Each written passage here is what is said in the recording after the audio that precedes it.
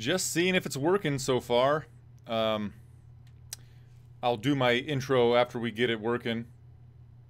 Yep, it's working. So let me get a link here. I gotta get the link to send it to my boss so we can put it in an article and we can get going. All right, we've got the opening credits for the pay-per-view happening.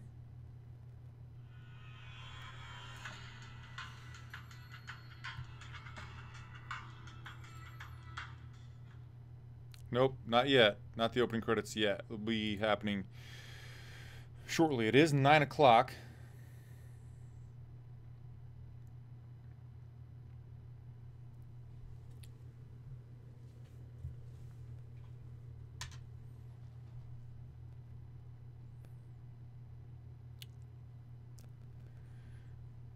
Okay. All right, what's up, fight fans? All right, we're getting the copyright work is illegal thing.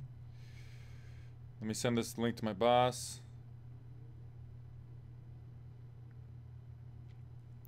All right, I think the link should be good to go. What's up, fight fans? My name is Flyin Brian J. Welcome to the live stream reaction video where I'm not going to show you the fights. So please don't ask me to show you the fights. This is not an illegal stream. What this is, it's a video where I'm trying to give you some behind the scenes action. Not behind the scenes. I'm pulling the curtain back on the pay-per-view portion so that you can know what's going on during the UFC 218 pay-per-view portion if you didn't buy the pay-per-view or you don't want to do an illegal stream type of thing. So I'm going to try to give you some play-by-play for the fights. Of course, above me here, I'm going to score each round. I've got it set up so I can tell you the name of the fighter that's going to, you know, what I score each round. The picture over there, it's over that direction.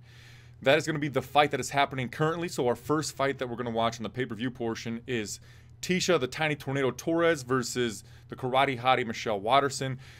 And if you're with me right now, the keyframe frequency of 4 seconds or less. Currently, the keyframe are not being often enough.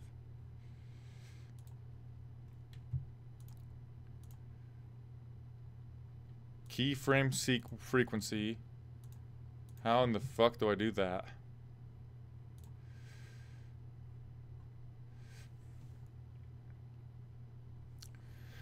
All right, I've got a bad stream quality. It says I'm using something. The keyframe frequency is fuck you and your nerdy bitch ass. Somebody said that. Hiding that. All right. I've hidden the sensitive comments, so we don't have to deal with too much haters tonight.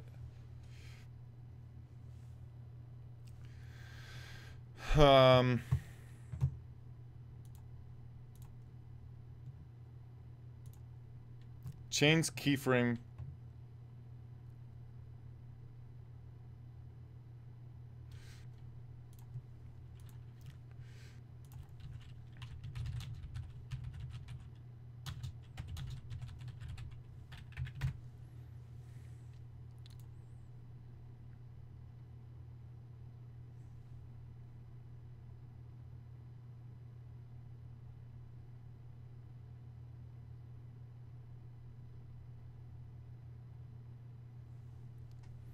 The current keyframe frequency is 8.4 seconds. All right, this guy's got to be banned.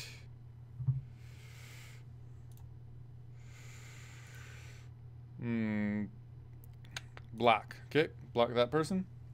Dope. Love Brazil. Yes. How's the video quality look? I guess I could just look at it on my phone.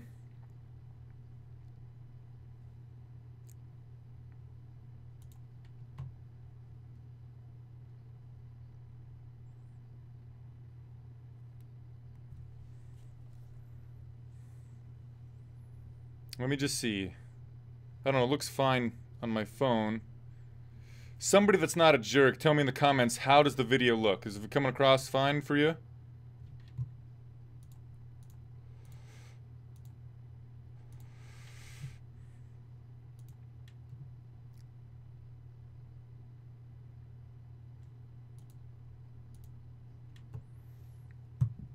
Nobody's commenting. All right.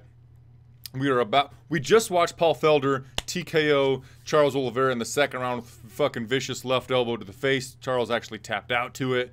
Before that, we saw the fight of the year, maybe, with Alex Cowboy Oliveira versus Yancy, needs a nickname, Medeiros. Back and forth battle that Medeiros ended up getting the stoppage in the third round. It was fucking amazing. Ronaldo Souza, thank you so much for telling me the stream looks all right. And thank you for being here. I don't know, I'm getting a notification from YouTube that it's not doing well.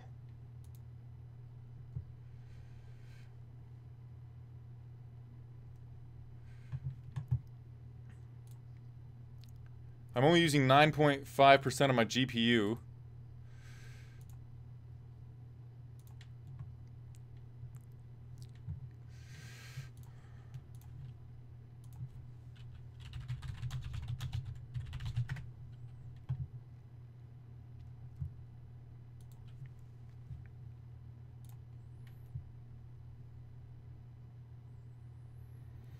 Jada Styles, I am not going to show the fights. What I'm aiming to do here is I've got this stuff set up around me so you can see. I'm going to be telling you some play-by-play to the best of my ability. Over there, you can see what fight is playing on that picture. So the first fight is Tiny Tornado Torres versus Michelle the Karate Hottie Waterson. I'm going to have the fight clock up so you know basically where we are in the round. And if there's no score on the round one, that means we're in the first round. If there's a score on round one, that means we're in round two. Score in round two, that means we're in round three, and so on and so forth. Thanks, Ronaldo. Or Hunaldo, probably. I don't want to mispronounce your name because I appreciate you for being here. I hate to pimp my channel out, but I'm aiming to get to 5,000 subscribers to this channel by the end of the stream. Right now, we're at like 3,000, so if you could help me out with that, I would really, truly appreciate it. Let's see, I might be using too much of my internet. Let me close out of some things.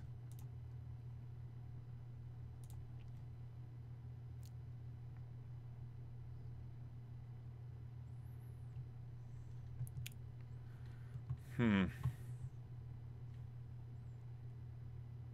30 frames per second. Says I don't know what the fuck YouTube's talking about. It's almost too late to switch it.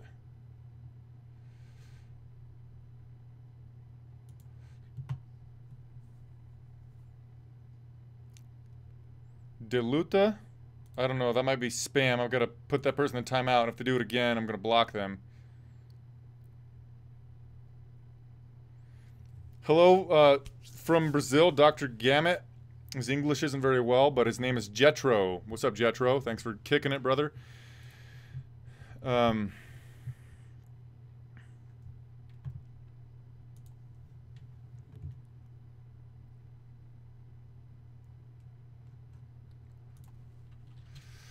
I don't know.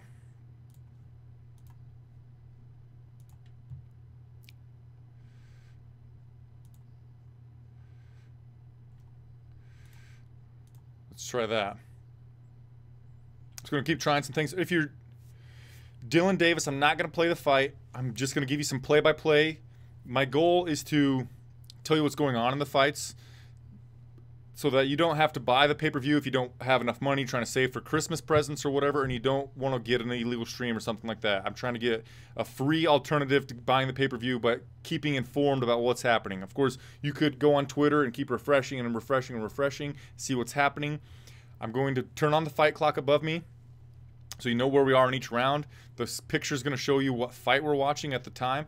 And like I said, I'm going to do some play-by-play, and hopefully I'll do a decent enough job that you can visualize or understand what's happening in the fight. Kind of like listening to a football game on the radio, but I would like to have a co-host.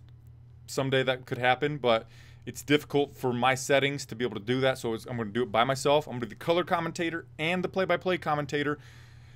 And I know, I'm ugly, and that's fine. You know, I can't change that. But I can do my best job to help inform you guys on what's happening in the action. So, why did they strip John Jones again? He tested positive for PEDs, brother. You can't, if you got a potential USADA violation, you can't have the belt. That's why. But there are 34 of you here right now. I'm expecting that number to multiply by probably at least 100. I'm betting we're going to get 3,400 people watching the stream tonight. So I don't want to have to keep... I should put like a note up here. Just read the description of the video. That'll kind of tell you what I'm doing. The fight is not played here, John Devaney. If somebody wants to type in the comment section for what I'm doing so I don't have to repeat myself so often, that would be great. All right, that person's getting blocked, guys. Dropping the ban hammer. Should I say every time I drop the ban hammer? Kabloom! Pow! Yeah, banned, motherfucker. Get out of here.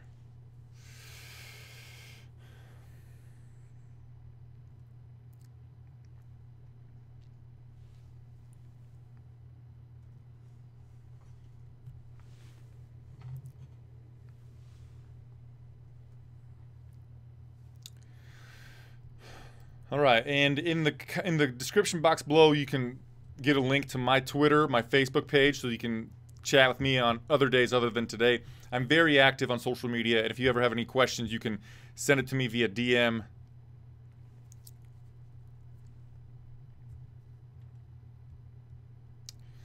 Leslie Ball, you don't want to watch me. That I can't help you. Other than that, you're just gonna have to click out of the screen and go someplace else.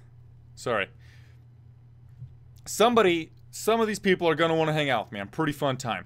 If you didn't notice in the description box of the video, you come to enjoy a pint with me. That'd be fucking great because I'm going to enjoy a pint myself while we're watching these fights. So, all right, I've got the fights pulled up on my screen. We're giving it a little hype video for the first fight of the night on the pay-per-view, which is a strawweight matchup between Michelle the Karate Hottie Waterson and Tisha the Tiny Tornado Torres. Let's look at the odds if we can. The odds have Tisha Torres is a minus 200 favorite. The comeback on Michelle Waterson at plus 210.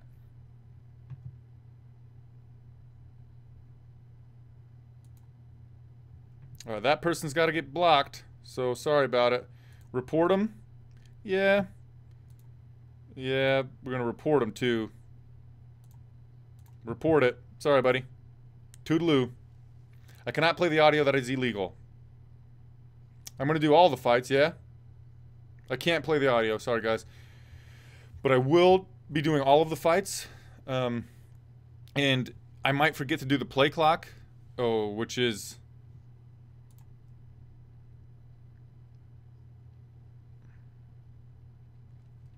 Let me pull the play clock up. Not the play clock, but you get what I'm saying, right? Wish I could have a hotkey to... bring this back up. Hotkeys.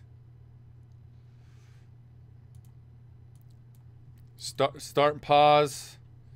Key will be that. Hotkey, this button.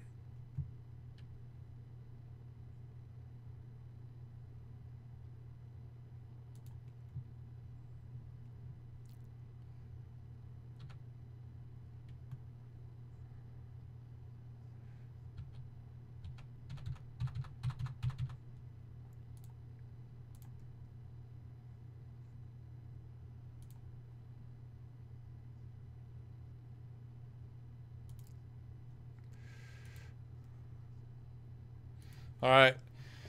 Michelle Waterson's walking to the cage right now. She's got the American flag draped over her back, and she's listening to, I think it's Imagine Dragons. It's an Imagine Dragons song. Countdown from Chrono. Okay, there it is. Oh, it's playing. All right, good. Stop. Good.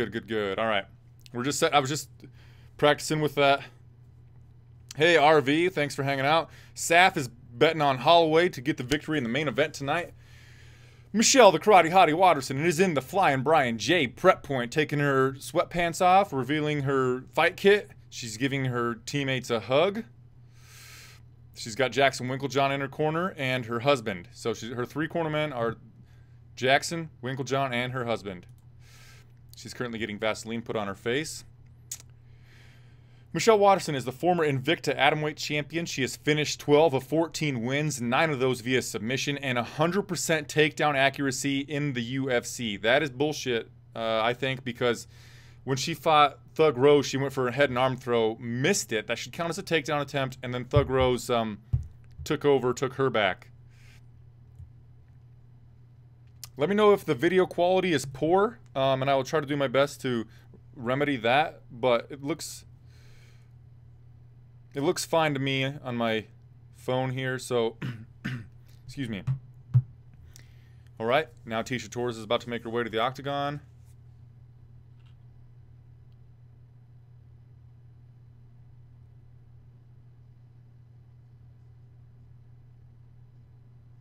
I can't tell what flag she's carrying. I don't know much about flags. Born in Fall River, Massachusetts. She looks calm as a cucumber. She makes her way to the octagon. She's donning the cornrows into pigtail type of things on her, well, like dual ponies on the back, braided ponies. Her wife, Raquel Pennington, removes her top to reveal the top of her fight kit, and she puts her mouthpiece in that she grabbed out of her pants, and she takes her pants off. She is in the Flyin Brian J prep point. She gives her teammates, or her coaches, her coaching staff, a hug. I don't know who those two are. And then finally she hugs Rocky Pennington. They have a long embrace. Pennington's saying something into her ear. Pennington gives her a kiss on the lips. Now she's getting the Vaseline put on her forehead. Rochelle Sanaho. Man, you got to be more polite than that. I am not going to show the fights. I'm going to tell you what's happening in the fights. And this picture over here, I think it is, one of the picture is going to show you what fight we're watching. I'm going to score the round. I'm going to have the fight clock on. If you don't like that, please don't be disrespectful. Just go along your merry little way. And if you want to, I can give you some play-by-play. You can hang out. Maybe we could become friends. Just, well, be polite. All right. Rochelle's being blocked.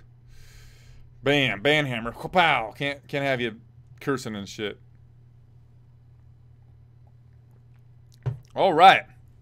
Michelle, the karate hottie Waterson, is eyeing down Tecia, the tiny tornado, as the tail of the tape comes up. Michelle Waterson has a 1.5-inch reach advantage. Torres weighed in 1 pound heavier than Waterson at 116 pounds. Waterson is 3 years older and is 2 inches taller. Bruce Buffer's doing his damn thing. We are live in the sold-out Little Caesars Arena or something. Motor City. Who am I picking to win? Corvette Leon. I picked Tecia Torres. I put her in a parlay, but I'm hoping for Michelle Waterson. Michelle Waterson is one of my favorite fighters. I don't mean to be sexist, guys, but Michelle Waterson's easy on the eyes. I like her personality. Her voice is really cute. Plus, she's an extremely dynamic fighter. She's not the toughest person in the world, but she's got a very flashy style with that karate stuff. And I'm a fan of hers. So, been a fan of her since she was in Invicta as the atomweight champion. And also, she used to be a ring girl. It's just wild times for Michelle Waterson. Again, apologies if I'm being too sexist. All right, Michelle Waterson just was announced by Bruce Buffer. Who are you picking? Oh, main event. I picked Holloway to get a third round KO or TKO. My video predictions, I do some video predictions in front of a green screen for every UFC main event. It is on MMA Mania's YouTube channel. You can check that shit out. You know, you can check that out, then come back here and then join me again. That'd be cool. And also, please subscribe to this channel. I have a goal to get to 5,000 subscribers to this channel by the end of the night. I know it's a lofty goal, but I think with your guys' help, you know, we can do it. Because Keith Peterson is our referee. Fighter, are you ready? Fighter, are you ready? That's what he's going to do. Oh, and here we go. Lucy Andrade was the ring girl. She just sat down, blew us a kiss. Keith Peterson in the center of the octagon. Pause. Ma'am, are you ready? Ma'am, fight. All right, I think I turned the fight clock on. I'll notice that in a second. They touch gloves and then moving to the right. Torres comes forward with a flurry. Woo! Michelle misses with an overhand right. They're kind of in the center of the octagon, but Torres is controlling the center of the octagon. Both women are really bouncy and have missed on almost every strike they've thrown thus far. All right, fight clock's working. Good deal. Left high kick from Waterson misses. Tisha goes in for a flurry, and Michelle Waterson gets a body lock trip takedown, and Michelle is on her back. Michelle has both hooks in. They're standing. Waterson has Torres back. She's got both hooks on, but Torres is standing on her feet. Michelle's looking to get a little control. Man, Torres is strong to be holding her here. Michelle goes away from it. She puts both feet on the ground. Torres is sitting out, trying to reverse position, break the clinch of Waterson. She's got an underhook. She's going to turn and face. We're against the cage right in front of Tisha Torres' corner. And now Michelle has the center of the octagon. She needs Torres to the body, but Torres reverse position, put Waterson up against the fence. Now she's hitting Waterson with some punches to the body. And they separate. An overhand right lands for Torres. A 1-2 misses for Waterson. An overhand right misses for Waterson. Torres got Waterson with a couple of uppercuts. Torres is pressing forward really strongly. Waterson hits her with a knee to the body. Hopefully I'm doing all right, guys. All right, center of the octagon. Michelle is just missing with everything. She just can't seem to find her range. Torres is getting out of the way really easily, fluidly, and then she's coming back in with right hands that have landed a couple of times on Waterson. Right leg kick landed on the thigh of Torres from Waterson. They briefly clinch and then they break. Michelle misses with a jab. Michelle missed with an overhand right. Michelle might have landed with an overhand right. Torres has a cut on her right cheekbone, or at least it's either a cut or a welt. It's red. Can't see it now. We're looking at the opposite side. It is a cut. They dive in, and Torres hits Waterson with a couple of uppercuts. They're in a 50-50 clinch, and Torres is getting the better of it. Torres gets the plum clinch, spins Waterson around, landed 2 elbows to the face of Waterson, pushed her up against the cage. Now she's got one underhook, and she's short elbow to Waterson's face. Another short elbow, a right hand to Waterson's face. Torres is in full control of this fight right now. With 2:20 to go in the first round, Torres, I would like to see the stats here. She's probably at least doubling up on Waterson's strikes. Waterson tried to go for a head and arm throw with her left arm. Unsuccessful. Torres just shook it off, and Torres is once again throwing short elbows on Waterson's face.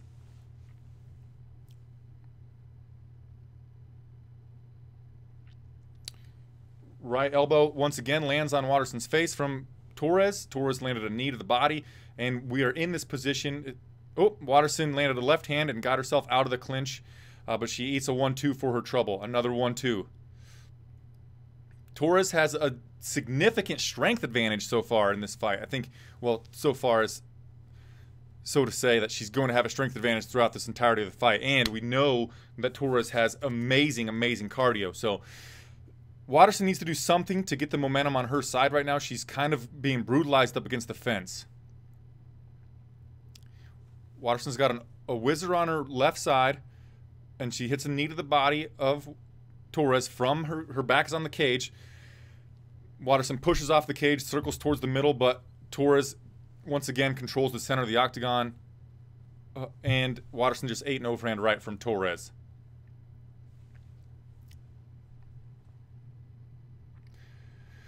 Waterson landed a left knee to the body in the clinch. Waterson's got a whizzer on the left side again. I don't know why she keeps going for that. She should be working for an underhook on one of the two sides. She gets pushed back to the fence once again from Torres. Ooh.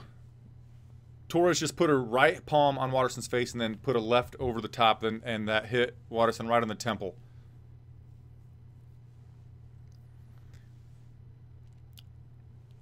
Waterson's trying to do that the side kick to the thigh of Torres, but missed badly at that time. You can see that there is Waterson went for the sweet chin music on Torres. Torres evaded it, got into the clinch. She's got one underhook. She pushed Waterson back up against the cage, and she's going with the short rights to the face. Torres is going for a single leg, like a high crotch, treetop, unsuccessful. 10-9 for Tisha Torres at least. And if I haven't mentioned it already, fight fans, tonight we do not have the new unified rules of mixed martial arts. So that was definitely a 10-9 round for Torres, in my opinion. And then, bam, put that shit right up there. Looking good. End of the round. Yes, it's working out well for us, guys. What's the comments saying? Oh no, bro, I don't know how to do that. I already got my bet. Oh, nope. Dora, call, link for live.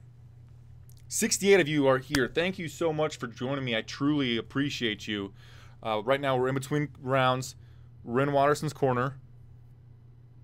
Now we're in Tisha's corner. Pennington is telling Torres that anytime they go to separate from the clinch to do damage to Waterson. I was talking and couldn't hear what Waterson's corner was telling her. But Torres has a significant advantage, and I can't see the fight getting any different than how it's already been going. While we have this little break here, please subscribe to this channel. My goal is to have 5,000 subscribers to the channel by the end of the night. We are ready for round number 2. Here we go. Fight. All right, they meet in the center of the octagon. Waterson is more flat-footed. Torres is bouncing around a little bit. She's moving her shoulders a lot. She's moving her feet a lot. She's stepping around. She's moving side to side and forward and backward. And she's just kind of finding like a pathway to get in close on Waterson. And she does with a couple of overhand rights on Waterson. Waterson's got a plumb clinch, but Torres was making her pay with short punches from inside of that clinch. Waterson goes for an overhand right that Torres ducks and comes in with a hook to the body. Overhand right to the head of Waterson from Torres. Ooh! Michelle got a clinch and got a knee to the chin of Torres, which slowed the momentum or the pressure from Torres down just a little bit. Might have hurt Torres, just a freckle. Not much has happened since that.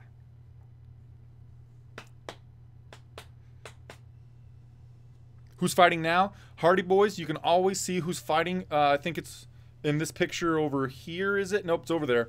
In that picture over there. So it's... Oh, Michelle Waterson goes for a head and arm throw. She has Torres down. Torres might be trying to get the back. And Waterson's going to end up on top here. She went for a head and arm throw, but she is in the guard of Tisha Torres. The picture that's over there will always tell you who I'm talking about, what fight I'm talking about. Waterson is in the guard of Torres, but Torres is doing a good job pushing the chin up of Waterson so that Waterson can't get her bearings together and look to pass that guard, to get to a half guard or even... Waterson does have half guard though. Torres is trying to bridge out of it, unsuccessful. Great move of Waterson to make that head and arm throw at this point in the fight because she was not doing that well. This might be her area, even though she's the karate hottie, this might be her path to victory is to win this fight on the mat. Waterson is currently in half guard she's over the top of... She's on the left side of looking down on Torres, so she's on the right leg of Torres. They are directly on top of the center of the octagon on the monster logo. It is green.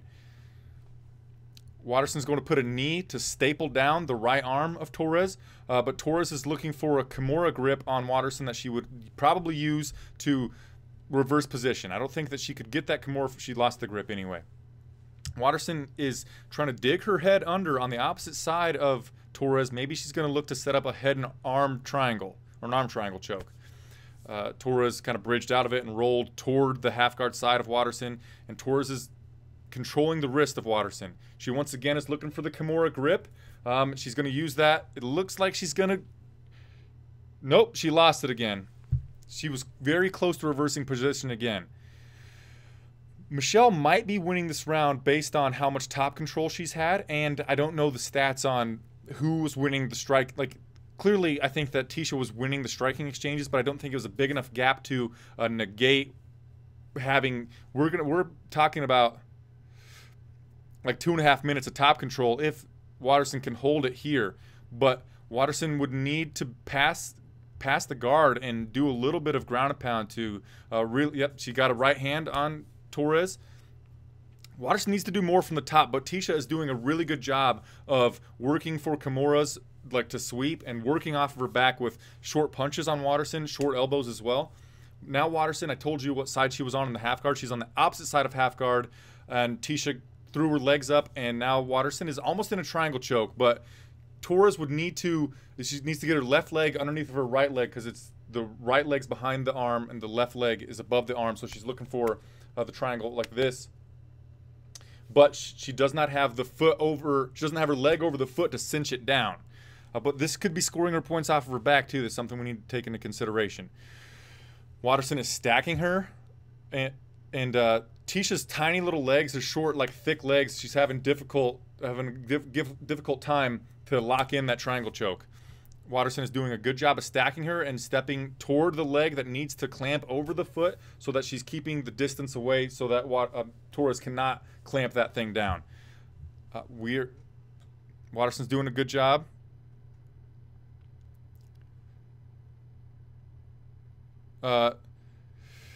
Torres went to a near side armbar, which she's not going to get because you can't, I mean, bending the elbow this way, you know, that's not going to, you can do that yourself. But she is now beating on Waterson a little bit from her back. We're close to the cage. Okay, Waterson got out of it. She's in half guard now. Torres gets to her butt. She gets to the cage, and her back is against the cage. She stands to her feet. Waterson made her pay for it with a knee to the body. And then as soon as they get up, Torres goes in for a takedown, unsuccessful, end of the round, as you can tell from the clock above me. Let me look at some stats. I need to see some stats on who won that round.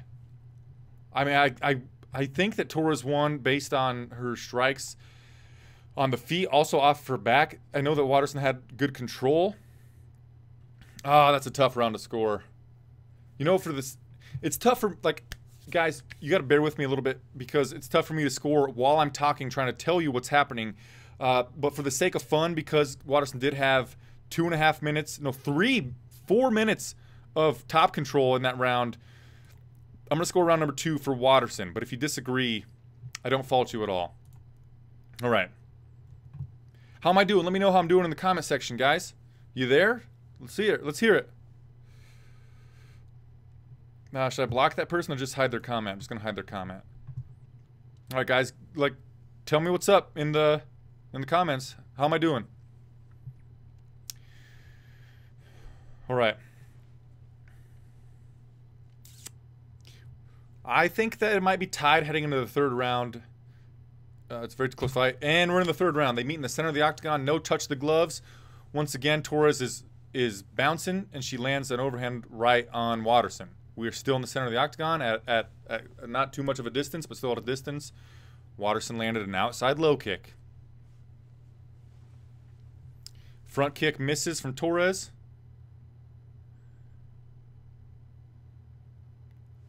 Right high kick's blocked by Waterson.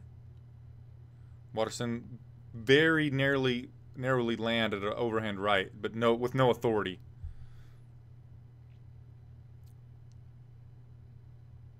Okay. Waterson caught a kick and landed an overhand right. Waterson steps in.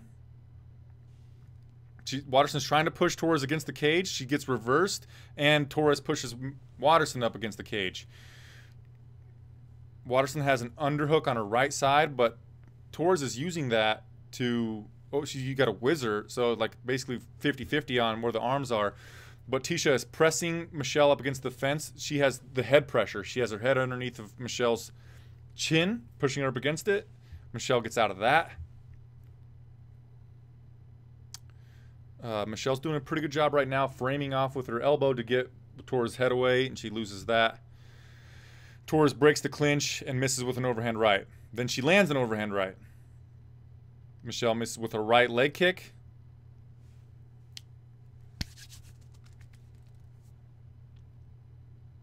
Thanks, guys. Commenting like a pro. Good commentary. Great job. And thank you, guys. I appreciate it. Thank you. I just missed a clash in the middle where they both landed a punch or two.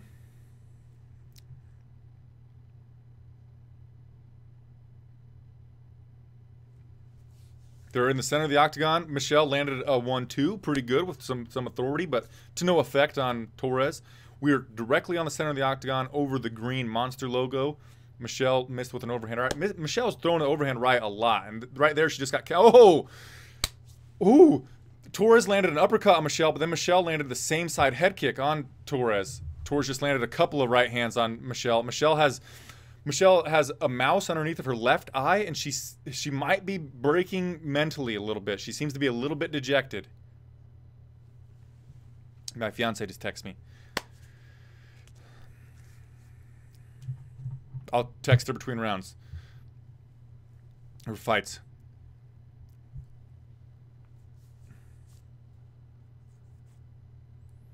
not much happening. They're in the center of the octagon. Michelle's feinting with a lot of kicks, but nothing doing. Torres is bouncing back and forth, and they're kind of circling to the right, but neither one is doing much. Michelle tried to go with a left elbow, and she was countered with a right hand over the top from Torres. Overhand right lands for Michelle as Torres goes for a push kick to the body. Torres lands a jab. Very even fight so far, if you notice from my commentary. Hopefully I'm conveying that well. Waterson just landed an uppercut stepping in. Michelle tried... Oh, Michelle just threw a front kick, got it caught, thrown to her back. As she's on her back, Torres came in, and Waterson landed an up kick to the face of Torres, but was unsuccessful. Now we're on the ground. Torres took the back of Waterson. Waterson's on her feet with her butt in the air, trying to shake Torres off on the top. We're right in front of... that guy looks like Drake in the crowd. I don't think it is Drake, though. But Waterson's now on her knees. Torres is high on the back of Waterson. Waterson's up on her feet again, doing like an Auschwitz position, trying to shake Torres off the top. And it looks like she's going to get that unless Torres repositions. But Torres is also landing punches on Waterson's face while hanging onto her back. She got her feet in good enough on the postured legs of Waterson that she threw them out from underneath of her. Now she has Waterson flattened out on the ground, and she's landing some elbows kind of to the back of the head. Now punches, a forearm, punches to the side of the head. Michelle is in deep trouble. Keith Peterson is taking a good look at this fight. Waterson's doing a good job to cover up. She flips over. Now Torres still has the back of Waterson, but it's back to back on the canvas now. They roll back, and Waterson has wrist control. She's looking to sit out a little bit. She's going to face Torres, and Waterson's going to end up on top here. Wow, what a fun little grappling exchange. But I think that Torres definitely got the better of it. Torres kicks Waterson off, and we're going to be back on the feet again. Waterson landed a right hand a little bit to Torres as she stands up, and the fight ends with both ladies landing right hands. I'm going to score that third and final round for Tisha the Tiny Tornado Torres based on the strength of her landing 30 more strikes than Waterson and 1 takedown. So we're going to put that up on the board. Torres round 3, and that's it. We score the fight 29-28 for Tisha the Tiny Tornado Torres. At very least, she should get a 29-28. Like I said, the round 2 was kind of close, and I wouldn't be upset if Torres got a 30-27. So what I expect to see on the judges' scorecards is 2 29-28s, 1 30-27. But of course, I will tell you what exactly is happening. Anthony Gonzalez, what's up from Stockton, California, 209. Thank you guys for hanging out. 76 of you. That means a lot to me. Please give the video a thumbs up. I can't see how many thumbs up or down we have, but please give the video a thumbs up. That would, you know, my bosses might think I'm a decent person if I get a couple of thumbs up. And also, if you haven't already, please subscribe to the channel. My goal is to get 5,000 subscribers by the end of this video. What's up, Mick McGuire from New Zealand? Thanks for hanging out, my friend. Waterson definitely has that mouse under her eye. She's kind of bloodied, but she looks to be in good spirits. Torres is all business. It wasn't a cut under her eye. It must have just been, you know, like matte burn from, not matte burn, but, you know, like the canvas from the gloves, just kind of rubbing on her face.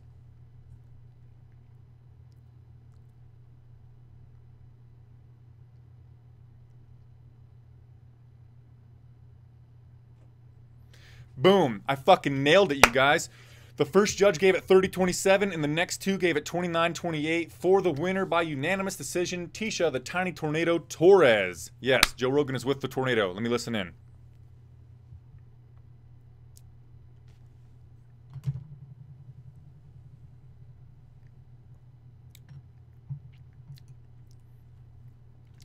Joe said he's impressed with Tornado's conditioning. She thinks her team has made her evolve as a fighter. Joe asked, did anything surprise you about this fight? Was there anything surprising at all? Yeah, that she boxed me the whole time. And that she fought orthodox the whole time.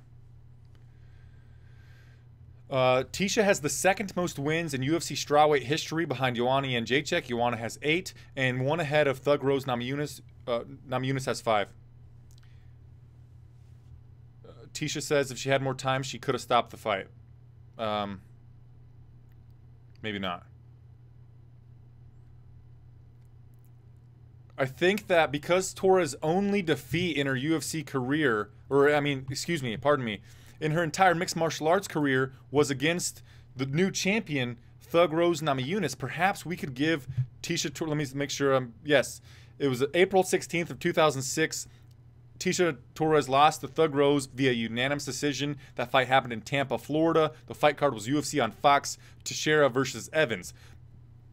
Because her only loss is to the current champion, I think that we could give Tisha Torres a title shot soon. I know we're going to do the rematch with Ioane and Jacek versus Thug Rose next. Also, I gave this idea out yesterday. You guys won't agree with me, but because Nico Montano was crowned the first ever UFC flyweight women's champion, I thought we could give Thug Rose that title shot to make her the second person ever to be a simultaneous champion. Obviously, that's not going to happen, but I think what's next for Tisha Torres could be a title shot.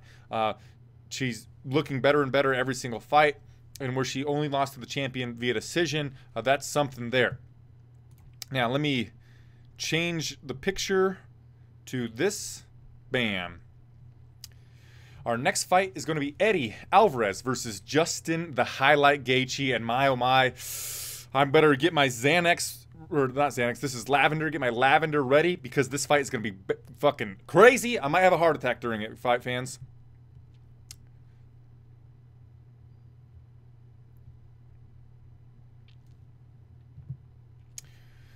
Once again, I appreciate you guys for being here. Saf says he wishes Waterson would have won that one. Me as well. But let me check my UFC Pick'em. Do you guys play UFC Pick'em? I'll send you a link so you can join my league and play along with me next time. So I picked that one exactly right. I picked Torres via decision.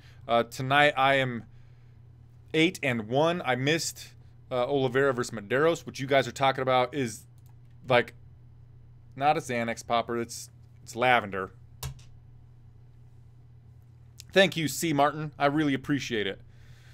Don Wendell, what up, my dude? What up, my dude? Who's fighting next? I got the picture up, right, guys? I'm always going to put the picture up there. Maybe I could do a different picture to put up there, but yes, that is on your left is Eddie Alvarez versus Justin the Highlight Gaethje. Let's take a look at the odds.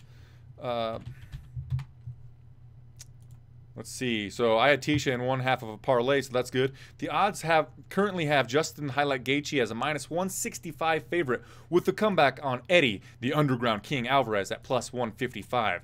Crazy movement because Gaethje opened at like -215, quickly went to -245, and then up and down for a while, and it settled at -165. I personally picked Justin the Highlight Gaethje. I was really impressed with his UFC debut against Michael the Menace Johnson, but these guys are going to get into a phone booth. They're going to swing bungalows, and basically the first person to land could win this fight.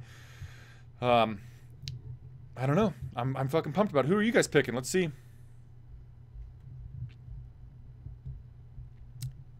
Justin or Anthony Gonzalez asking me where I'm from. I'm from central Nebraska. Middle of nowhere, my friends. Middle of nowhere, Nebraska. Who do I have winning this one? Yep, Gaethje. I picked Gaethje via second round KO or TKO.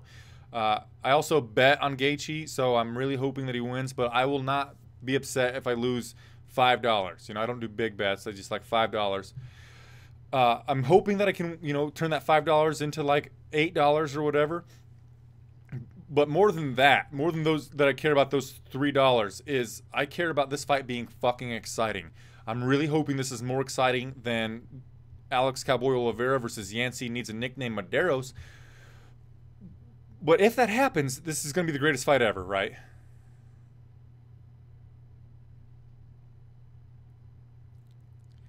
Bobby Alvarez says Gaethje is strong, but I must root for Eddie.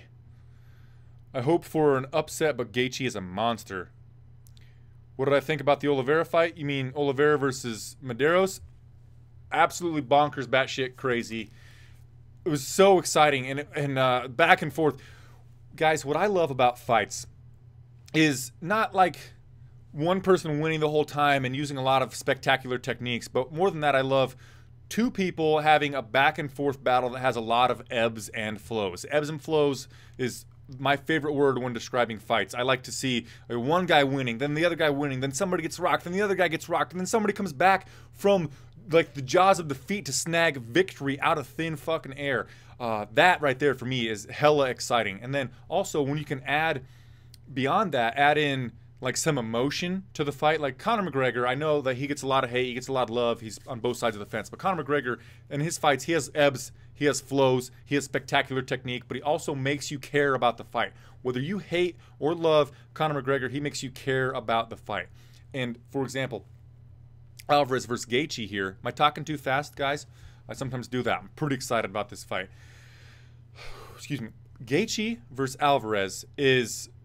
It made me care because we know it's supposed to be fireworks. It's supposed to just come out and have us, you know, puckering our buttholes the entire time because we're so excited about it. And we like, oh my gosh, back and forth roller coaster ride of a fight.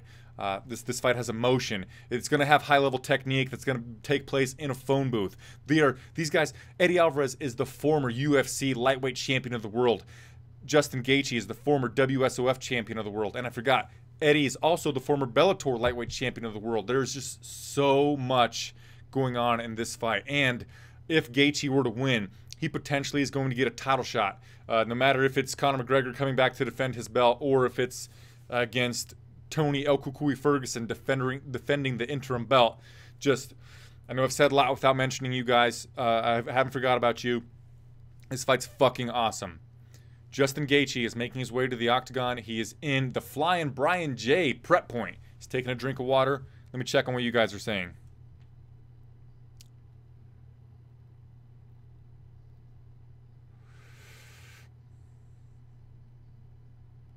Anis Aldo Zahane.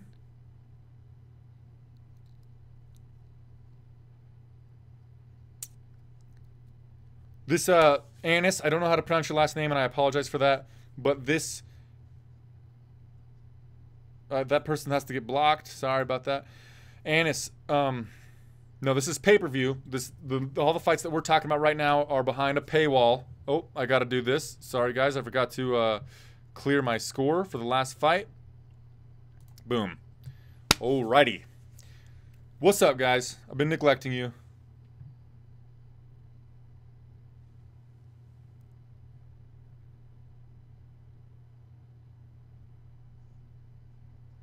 Hey, thanks, Don Wendell. Don Wendell's my fucking friend. He's a good guy. I appreciate you, Don.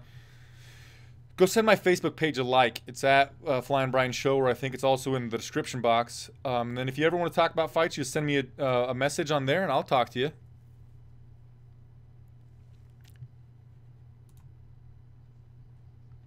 Also, guys, if I haven't mentioned it already, please give this video a like, a thumbs up, and subscribe to the channel. My goal for likes, I'm going to say my goal for likes is like 100. My goal for subscribers to the channel is 5,000 by the end of the night.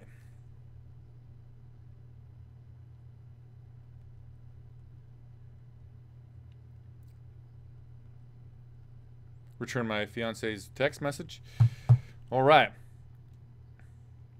What's cracking, guys? How's the stream doing? Is the video quality all right? My commentating doing all right? If you guys want to talk about anything while Eddie Alvarez is in the Flyin Brian J prep point, you just let me know. He's the former UFC lightweight champion. He's the former Bellator lightweight champion. He has 14 first-round finishes. The referees, one of the officials is checking him for weapons or something, looking at his fingernails.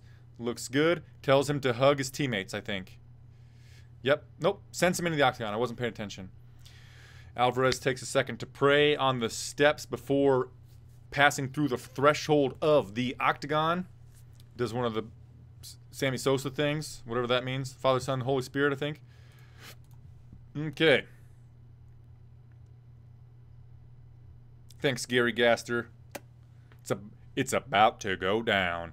Luis Diaz. I've got Holloway. We'll talk about my pick after this fight's over. You know, I'll give you like a more detailed prediction. All right, tail of the tape. Eddie is 4 years older. He is 2 inches shorter, and he has 1 less inch of reach. Gaethje weighed in 1 pound heavier than the former UFC lightweight champion.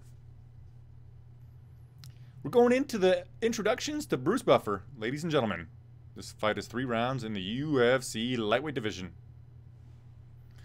Herb Dean is our referee. He's fucked up twice tonight, so let's hope he doesn't fuck up anything here. Let me get a little knock on the wood. Pop, pop, pop, pop, pop. Ooh. Justin, the highlight Gaethje. These guys have had a lot of respect toward each other in the build-up to this fight, but they're about to throw respect to the side. Well, they'll still respect each other, but they're about to fucking throw down, my friends. Fernando Gil, what did he do earlier? He stopped a fight too soon. A fighter went in for a takedown and just kind of like collapsed to go in for the takedown, and he called the fight over. And then later on in Jacare Close versus David Tamer, Close kept just standing there and like getting mad that he couldn't get a hold of Tamer, and Herb Dean like told Tamer to engage, and it's like Tamer was counter-striking Close, and like it wasn't Tamer's fault that Close just kept standing there and like getting frustrated that he couldn't get a hold of Tamer, but Herb Dean like told the wrong fighter to stop being a bitch.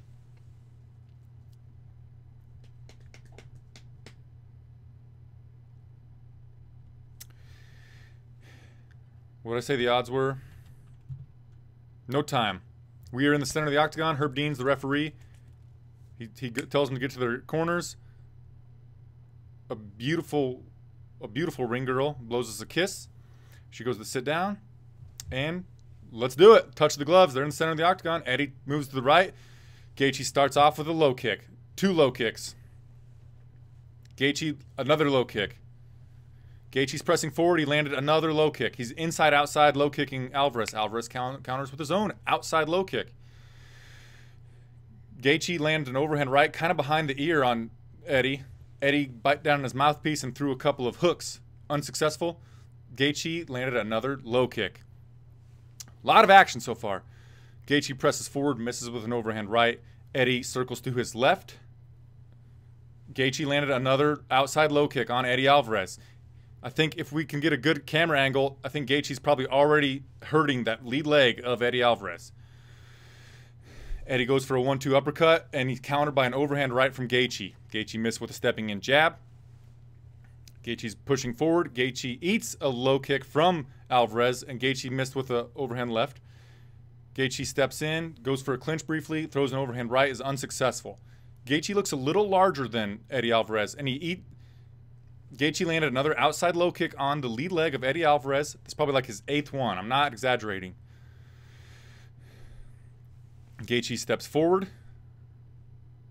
Gaethje's the one walking forward. Eddie's moving backward, and Eddie's throwing those looping punches. Gaethje rips a hook to the liver of Eddie. Gaethje landed a right hand to Eddie. Opened up like a well underneath Eddie's left eye. Eddie's moving backward to his left. Gaethje just landed an outside low kick on Eddie, and Eddie limped. The low kicks are starting to eat Eddie up. Uppercut lands for Gaethje, but like didn't hurt Eddie. Gaethje's pressing forward still. Eddie's moving to his left. Toward the power hand of Gaethje, so keep that in mind. Gaethje checked a low kick from Eddie. Gaethje landed his own outside low kick on the lead leg of Eddie Alvarez again.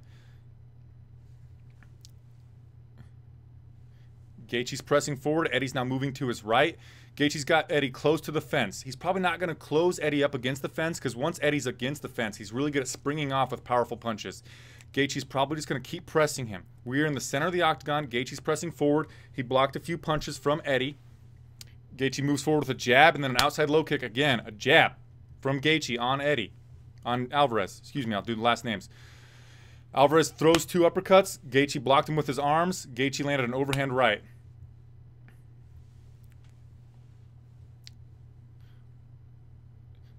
Eddie caught a low kick from Gaethje. Alvarez caught a low kick from Gaethje, took him down briefly. Gaethje rolled out of it. We're back on the feet. We're exchanging in a phone booth in the center of the octagon. Both guys throwing with power. Eddie's moving to his left. Eddie's taking the center of the octagon. He ripped 2 good hooks to the body of Gaethje. Alvarez moving backward, but he's starting to get some momentum here. Eddie just ducked right back, or just moved right back to avoid a winging uppercut from Gaethje. Alvarez throws a front kick that missed on Alvarez, and then it ripped another left hook to the body. So while Gaethje's doing good work to the lead leg of Alvarez, Alvarez is doing some really good work to the body of Gaethje. Double hook to Gaethje's face landed for Alvarez. Alvarez starting to pick up steam here. He's landed a lot of heavy punches on Gaethje. Gaethje still walking him down though. Gaethje landed a left hook of his own, but Alvarez says no, no. Alvarez misses with a front kick, and now Alvarez is starting to move forward a little bit. He's starting to get some swagger about him. He's putting his hands wide, and he's moving forward. The crowd is chanting for Eddie, Eddie, Eddie. Gaethje has blood coming from his nose and his left eye. Eddie has blood below his right eye. Nope, his left eye. I'm wrong. Eddie fakes a level change and gets Gaethje to flinch. Gaethje hasn't thrown a low kick in a while, and he's eating hooks to the body a lot from Alvarez. Alvarez goes with some hooks. Gaethje kind of bulldogs him. Gaethje goes with a double jab, pushes Eddie back, but... Oh, I forgot to start the fight clock, guys. Sorry about that. We'll start it next time.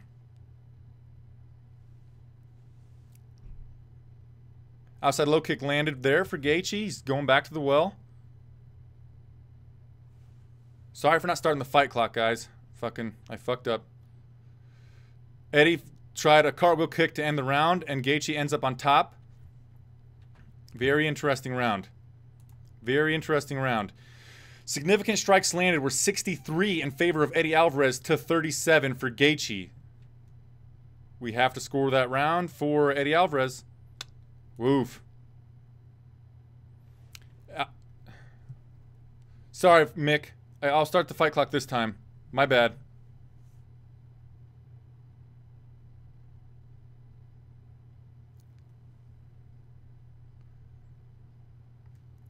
Huge, significant strike deficit in favor of Eddie Alvarez.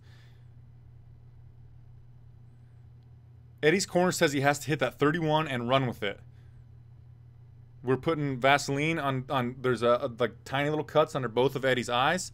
And we put some Vaseline under the left eye of Gaethje. Gaethje's corner told him that the round was close. No. Not. All right, I'm going to start the fight clock this time, guys. Ready?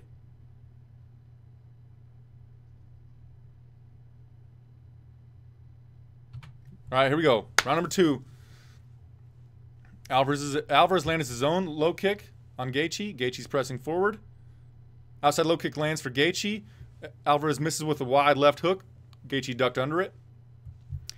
Eddie's moving backward, but we're on the center of the octagon, basically on the monster logo. Gaethje presses forward. He misses a jab to Alvarez's body. Eddie's doing a lot of feinting, and it's getting Gaethje to react right now. Gaethje lands a... There's somebody in the crowd saying this fight's bullshit. What the fuck are they talking about? Alvarez is getting loose in there. He's doing weird shit with his hands, and he just landed a hook to the left hook on the face of Gaethje. Gaethje's pressing forward again. Gaethje landed a jab. Then Alvarez blocked a jab. Alvarez landed a low kick. The crowd's chanting for Eddie again. Gaethje landed a jab. Missed with a jab. Currently what's happening is Gaethje's pressing forward. Alvarez is moving backward. Gaethje's missing with a lot of jabs. And once he gets in close, then Alvarez is doing a good job ripping hooks to the body. He'll go body, body, head. Gaethje just landed a left hook on Alvarez. Ooh. Eddie just kind of landed like a quasi-Superman punch on Gaethje. They both roll in tight. Eddie goes for a level change fake. He grabbed the leg of Gaethje, then with the left hand over the top, he was made to pay with it from an overhand right from Gaethje. Alvarez pumped the jab, was going to go for an uppercut, and Gaethje blocked it with his arms, but then a left hand landed on Gaethje. Gaethje's blood underneath his left eye is starting to be quite a bit. Gaethje just went in the clinch and landed a couple of uppercuts on Alvarez. This is back and forth fight, guys.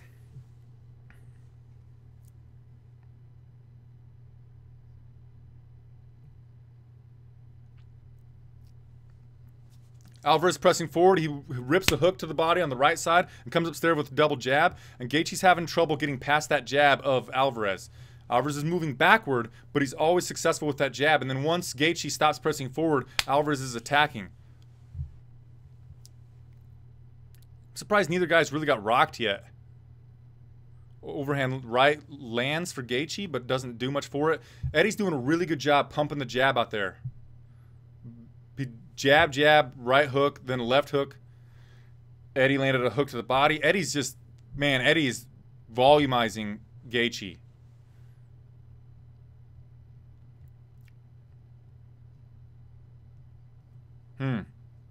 Jab lands for Gaethje. Gaethje hasn't thrown a low kick in a while. I don't know why he's not doing those. Gaethje clinches, needed the body of Alvarez. He's made to pay for it with a left hook. We're in tight. Eddie just landed an uppercut to the body of Gaethje, then like 3 jabs in a row, then a right hand. Eddie has the one plum clinch on Gaethje. He landed a knee to the body and then an uppercut. Woo! Joe Rogan just comments that Eddie's having perfect head movement, and he really is. Doing a really good job defensively. The body shots on Gaethje are starting to hurt him. Alvarez is starting to take over this fight with the body shots of Gaethje. Gaethje's starting to hold his hands low to guard his body only, and then Alvarez is continuing to pump that jab on Gaethje's face. Ooh.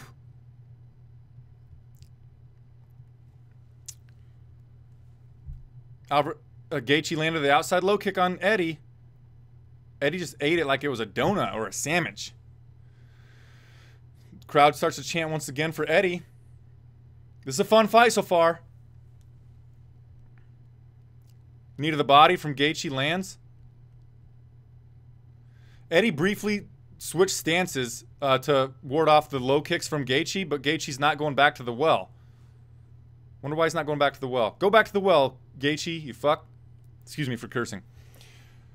Oh, Gaethje just faked the low kick, and Eddie, like, checked it, but, you know, it wasn't a real low kick. We're exchanging in a phone booth a little bit. Eddie rushes in, hook to the body again on Gaethje. Eddie is coming in with a jab, right hook to the body a lot. Jab, right hook to the body. He goes left uppercut.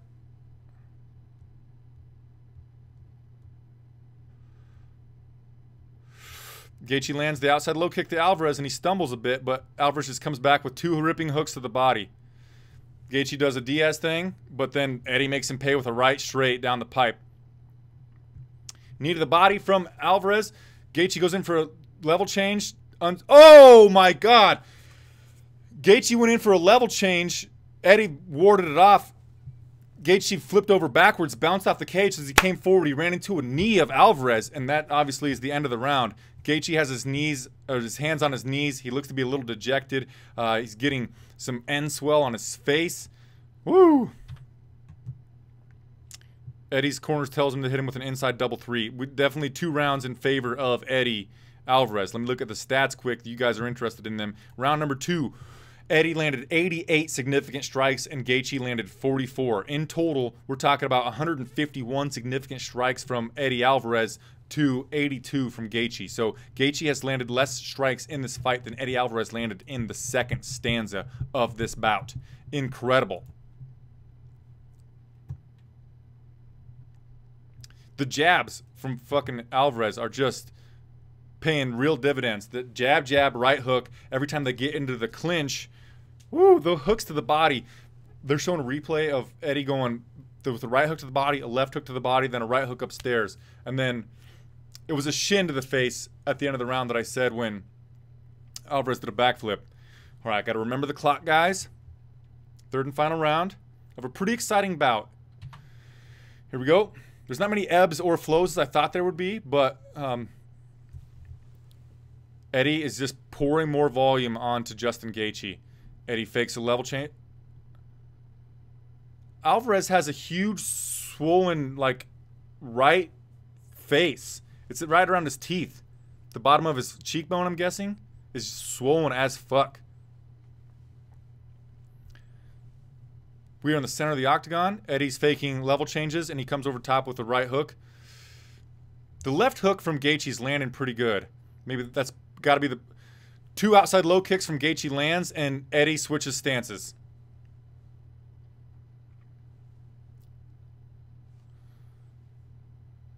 Eddie's now fighting out of the southpaw stance. He comes back in the orthodox stance briefly, and Gaethje makes him pay for it immediately with the outside low kick again.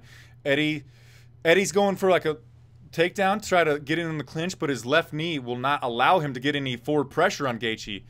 Eddie pulls guard because his knee's hurting so bad, and Herb Dean says, get back up. Eddie was trying to call Gaethje into his guard.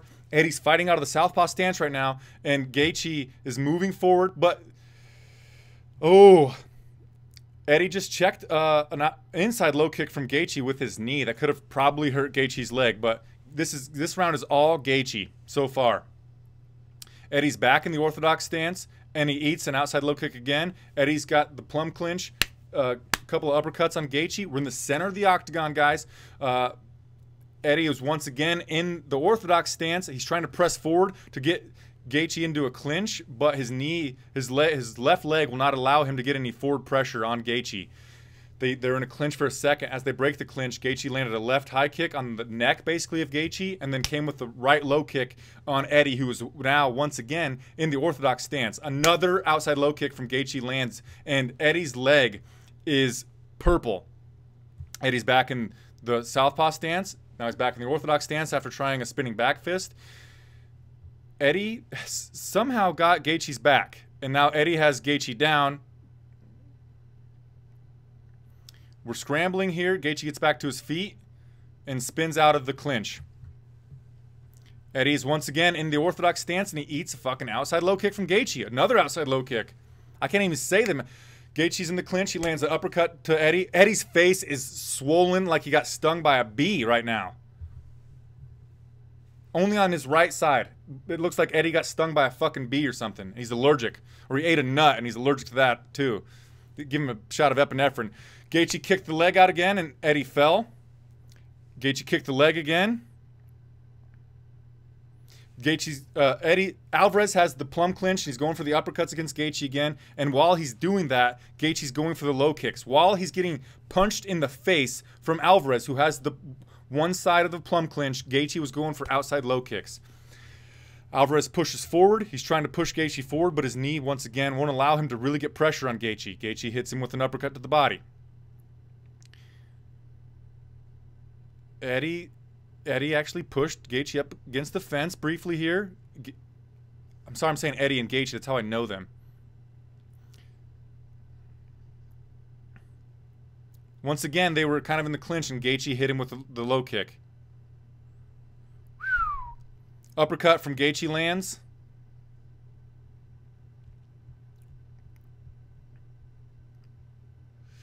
They're in the clinch again, and Gaethje lands an uppercut. Eddie's calling the crowd to cheer him on.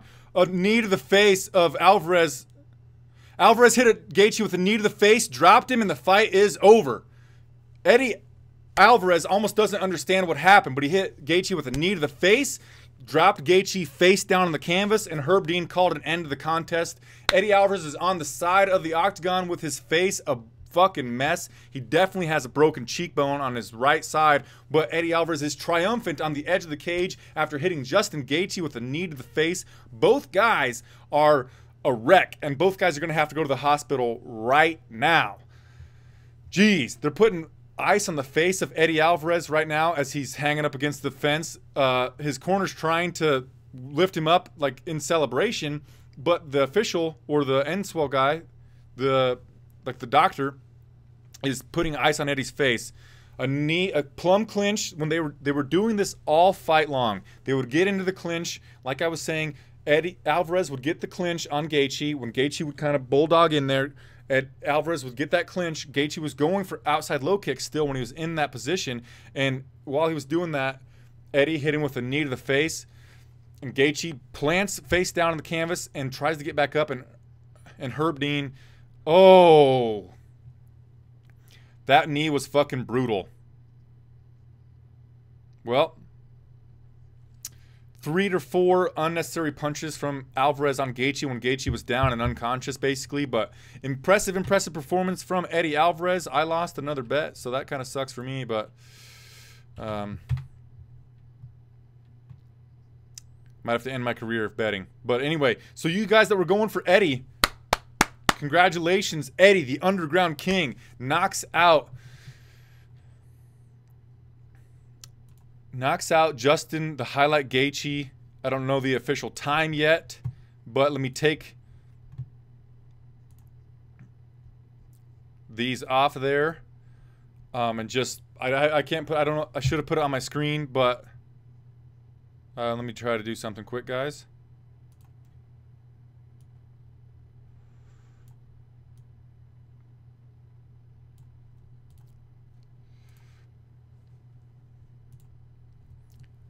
The Underground King, Eddie Alvarez, is your victor. He defeats Justin, the Highlight Gaethje, in a fun back-and-forth contest.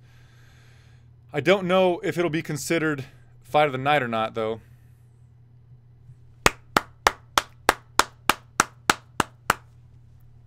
All right, Joe Rogan's with Eddie Alvarez. You came into this fight looking for the title of the most violent man in the UFC. I think you got it. It's the only one I care about right now.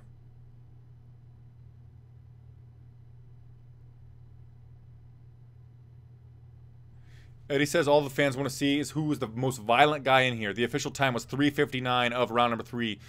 Alvarez gets the victory. He has now 18 wins by knockout.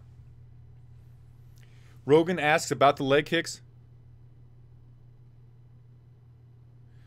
Eddie says if this was a 5-round fight, he wouldn't have been able to make it past the third because of how brutalized his leg is from the low kicks of Gaethje.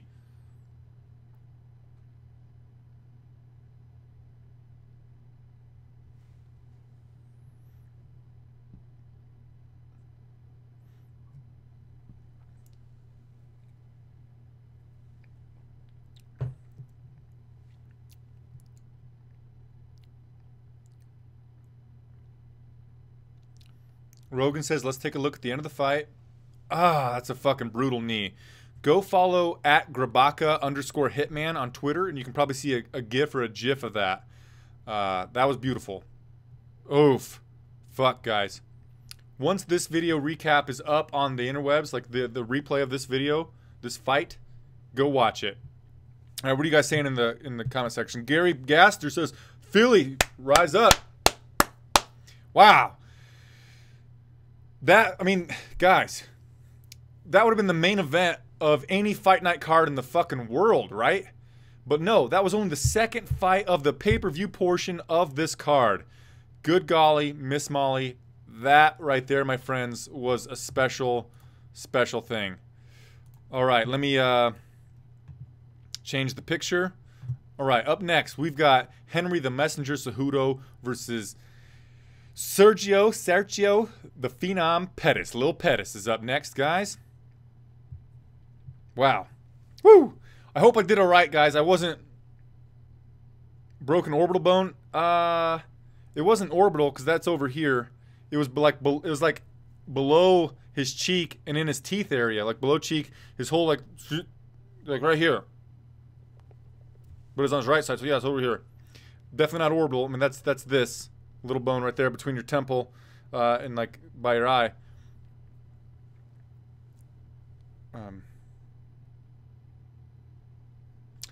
At Grabaka Hitman. I'll try to find it for you quick.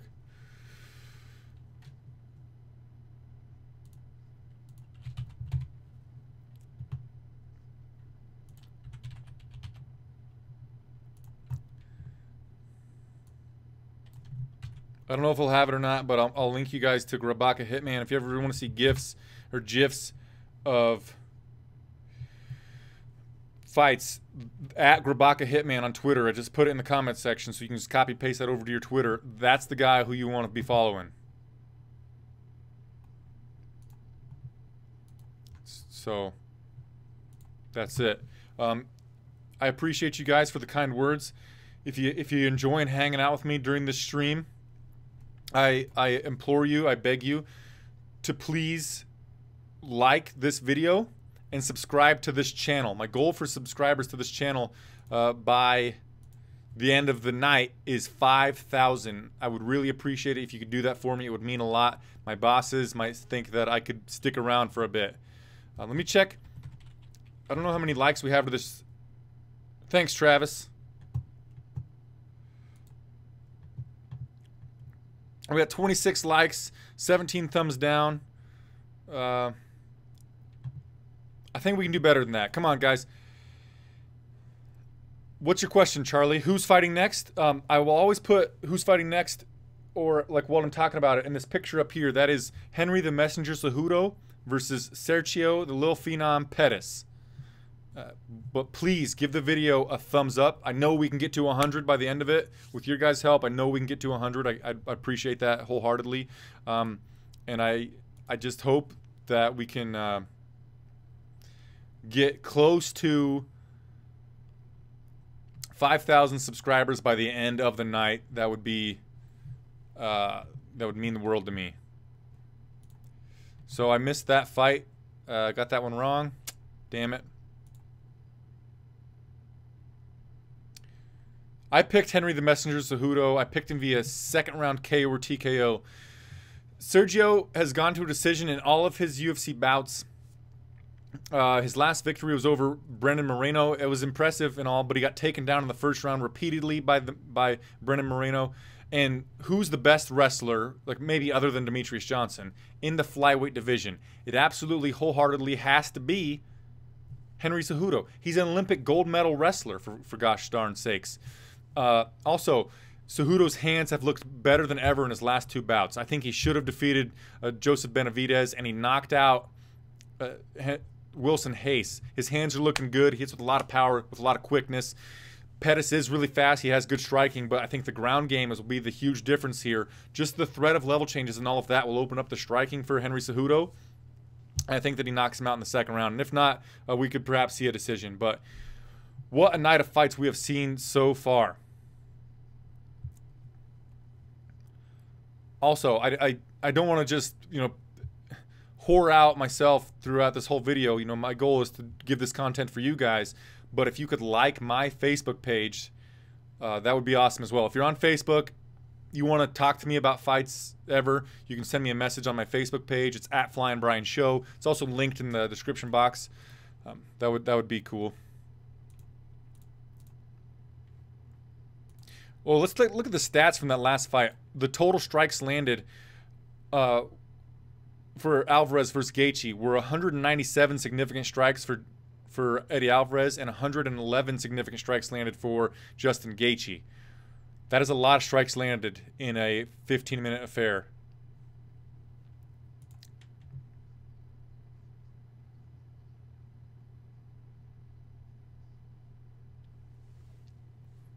All right, we're doing a little hype video for Henry versus Sergio.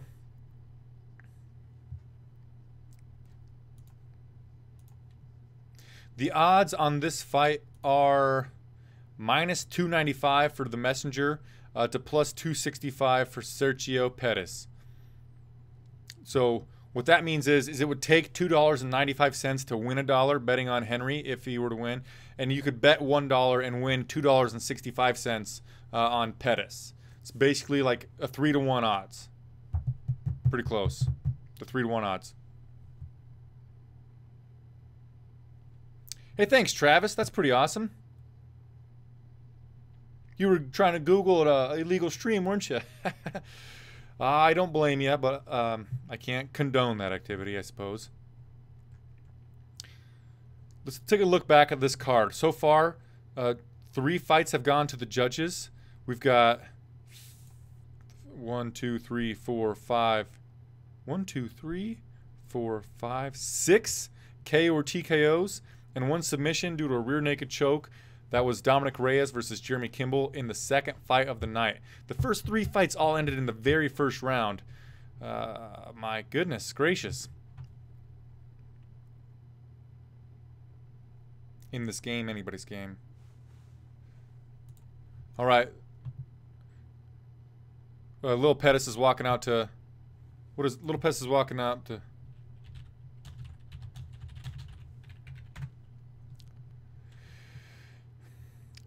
Sergio Pettis is walking out to Good Life by Kanye West featuring T-Pain.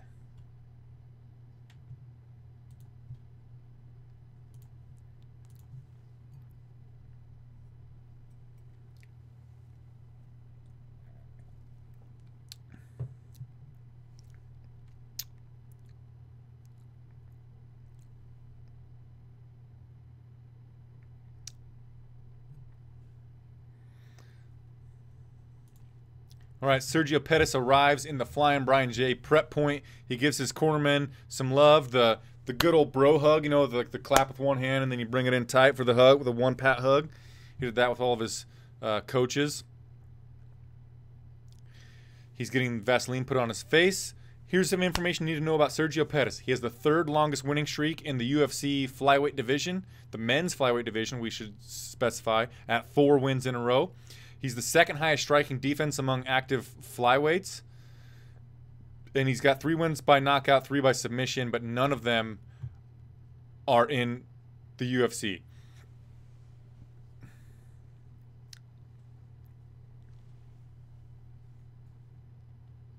All right, guys, you got to remind me to do the clock because I forget about that.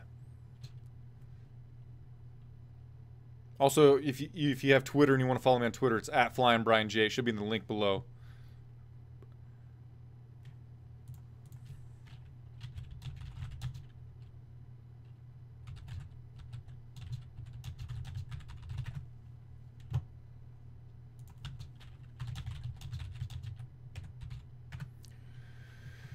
The show goes on by Lupe Fiasco is the Messenger Cejudo's walkout music. He looks somber. He's breathing out of his mouth.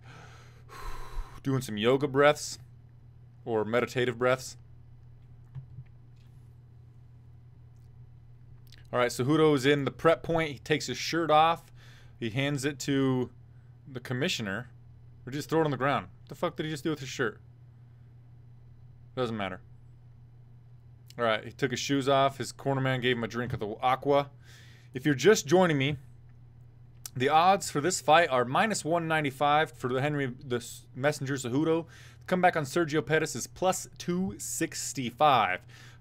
Look at some props while we're talking here. Over 2.5 rounds is -320. Under 2.5 rounds is +270. Cejudo wins by submission is +855.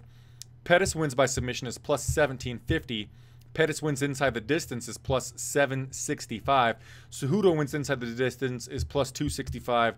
And Cejudo via KO or TKO is +400. Wow.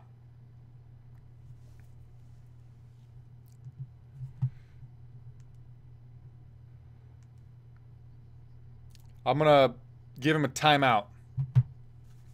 Emmanuel Kostadinov. Hopefully I said your Kostadinov. I don't want to butcher your names, guys. I want to show you as much respect as I possibly can. But that was a random piece of information. Fun fact.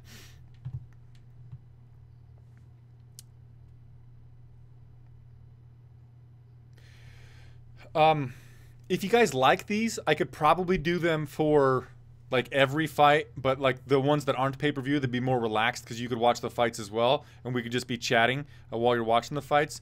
Or I might be able to do in the future to do every single pay-per-view. I could work that into my contract to do every single pay-per-view, but you guys have to let me know if that's something that you would want. If it's not something you want, then don't worry about it.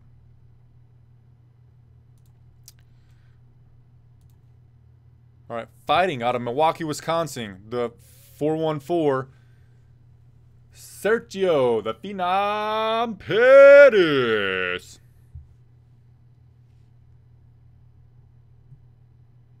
Thanks, Fernando Gill. I'll mention it to my boss.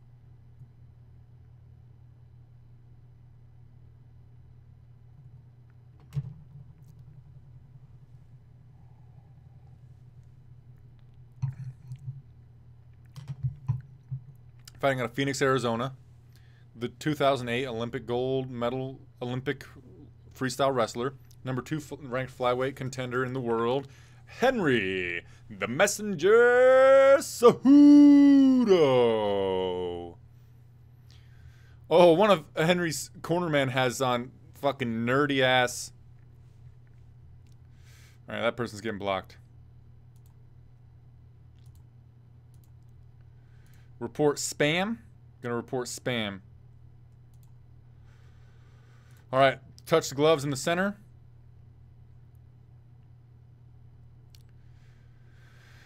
Cejudo's in the karate stance, orthodox style, but like looks like Gunnar Nelson or maybe Wonder Boy Stephen Thompson. He's pumping a jab out there, but like just range finding. Pettis is in the southpaw stance. He landed an inside low kick on Cejudo.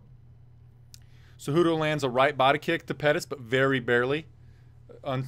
Did no damage whatsoever. Cejudo went for a right straight, like kind of blitzing thing that missed Pettis. Pettis is a little larger than Cejudo. I did not expect to see that. I don't know what I expected, but there's a little bit of a size advantage in the octagon for Pettis. Pettis is doing a really good job backing up and countering the blitzing karate attacks of Cejudo so far. They're just kind of looking at each other in the center of the octagon. Pettis lands an outside low kick. Cejudo's pressing forward, but they're kind of going in a circular pattern. Pettis is going backward and to his left, away from the power hand of Cejudo. Cejudo level change, takedown, and he's got Pettis down. That looked like fucking 100-degree knife through like already warm butter. Cejudo has side control. He's just controlling right now. Side control. We are in the very center of the octagon. Well, actually, we're on the edge of the monster logo in the center of the octagon. Cejudo is on the left side of Pettis, inside control. He gets a knee to the ribs of Pettis. I don't know what he's working for. Not a lot happening right now, just kind of controlling him. Pettis is trying to work his knees up so that he can re-guard, perhaps. But Cejudo is doing a really good job controlling Pettis on the ground. Pettis is... Well, he was doing a good job of controlling the left arm of Cejudo. Cejudo steps over. Pettis is giving up his back. We are in like the referee's position in wrestling where Cejudo's couple of knees to the body from the referee's position. Cejudo steps over with his right leg as Pettis is sitting down on his butt in the center of the octagon.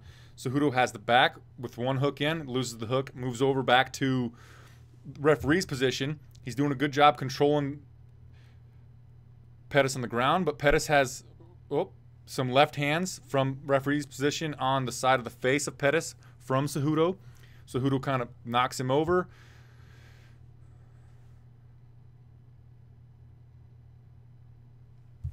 Pettis is trying to stand up. He's on one knee, one foot. He stands up. He's in like the Auschwitz position with Cejudo on his back. Cejudo pulls him back down to the ground. Now they're in the seated position. Cejudo's got his head over the right shoulder of Pettis. He's looking to get the hooks in, but Pettis is doing a good job staying in a tight ball so that Cejudo cannot get those hooks in. Pettis went for a punch from this position, and that Pettis tried to get back up, but Cejudo got him in a front headlock position, got him back to the ground, and he's back in the referee's position. Cejudo's really working to get a hook in, but Pettis is staying in that tight ball so that Cejudo cannot get the hook in. I forgot to start the fight clock, guys. Son of a bitch. I apologize. I apologize. Next time. All right.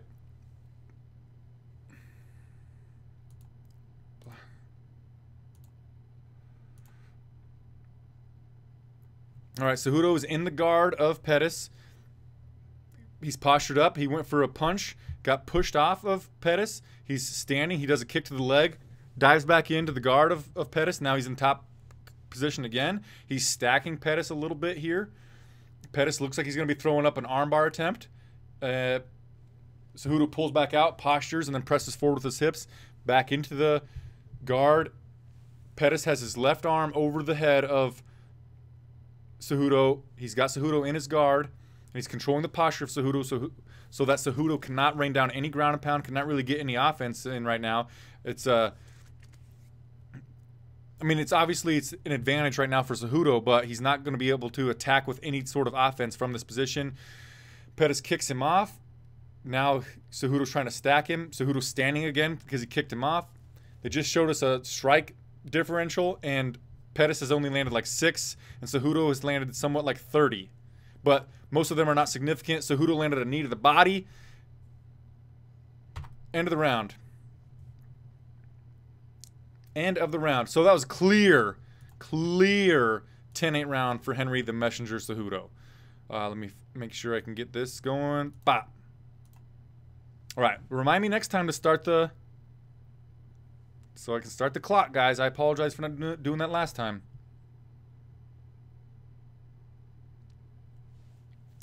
Thank you so much for defending me in the comment section, Jeremy and Saf. Fernando Gill had a comment retracted. Why? I don't know. Did he delete it? I don't know what he said. Fernando Gill's a good guy, right?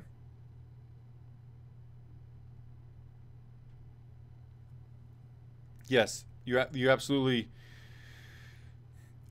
this channel is owned by like a massive company, and anything that like this company does is like they will see it. We cannot do anything remotely unallowed. All right, round number 2 starts. I got the clock started. Woohoo! All right, they meet in the center of the octagon. Once again, Cejudo, orthodox stance, kind of sideways karate, but not so much now. And Pettis is in the southpaw stance. Pettis missed with a front kick to the body. Pettis missed with a left straight. Missed with a right jab. Cejudo goes for an overhand right, kind of ducked into it, missed it, but it was close. Cejudo landed a front kick to the body. Pettis landed a left high kick that went on the forearm of Cejudo. Ooh, a left body kick landed on Cejudo from Pettis. That's a good old Pettis kick. Could have landed to the liver, but it was a little high on the ribs. Cejudo did not pay it no attention.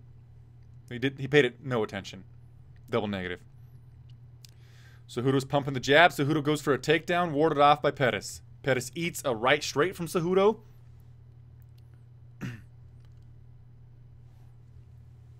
Cejudo's pressing forward. There was a short flurry by Pettis that landed, but it seemed to do no effect to Cejudo. Inside low kick lands from Pettis. We're in the center of the octagon. Cejudo went in with a flurry of punches on Pettis and knocked him down. Now, Cejudo is in the full guard of Pettis. He's hitting him to the body a little bit with his right hand. Pettis is doing a good job once again with his left hand over the top of the head of Cejudo.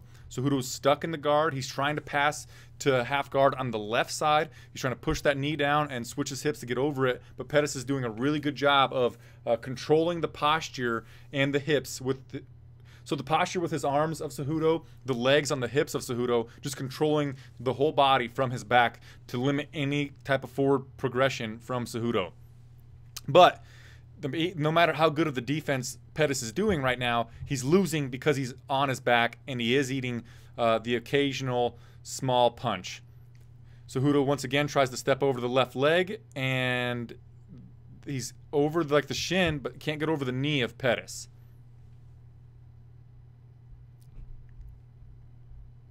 Thanks, Saf. Some left hands are running down a little bit on Pettis, but still, Pettis is doing a fantastic job with that overhook. Like, not an overhook, but it's over the back of the head of Cejudo. Cejudo goes to posture up. He goes to get into side control, but Pettis, once again, reguards really fast. So, like I said, Pettis is losing this fight off of his back, but Cejudo went to step over the left leg of Pettis. He briefly figured forward it with his own legs. No dice. Sergio's doing a body triangle off of his back. You're never going to win a fight with that, but I guess you're going to minimize the... Cejudo was briefly going to go for a can opener to break the posture of... fucking heel to the face from Pettis off of his back on the temple of Cejudo while Cejudo's stacking him. Cejudo's going to pass the guard here. He's stepping over. Now we're in a north-south type position. He's got a front headlock. Cejudo switches around to the back, and once again we're in the referee's position with Cejudo on the left leg ride of Pettis.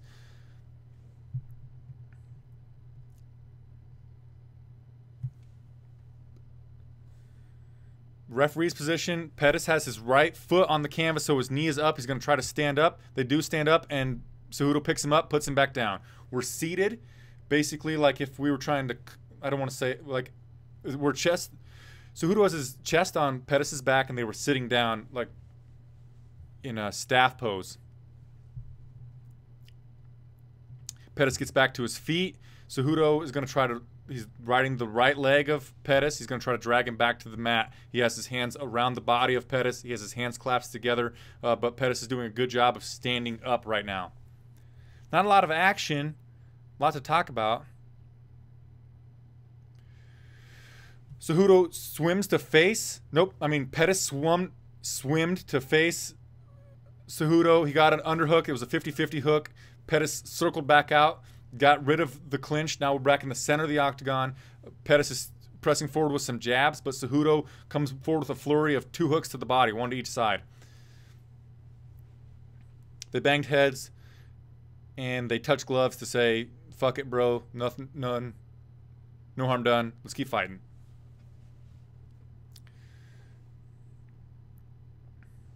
Outside low kick lands for Cejudo. Spinning heel kick misses from Pettis.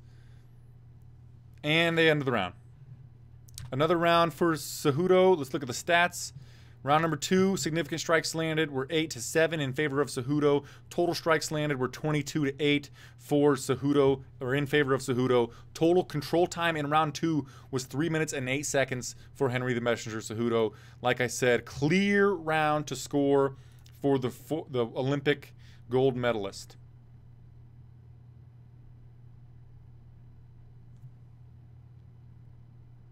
Thanks, Gary Gaster. Appreciate that. Cejudo's holding his own in the striking department. I mean, it's even. Actually, Cejudo has landed 20. Cejudo has landed 23 more strikes on the feet than Pettis. So Cejudo's winning in both facets of the game. I will remember to put the clock started, guys.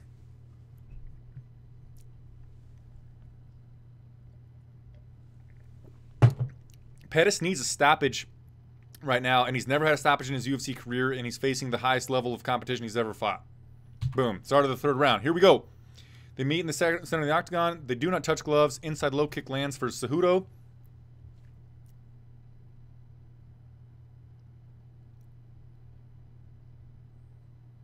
A 1-2 misses for Pettis.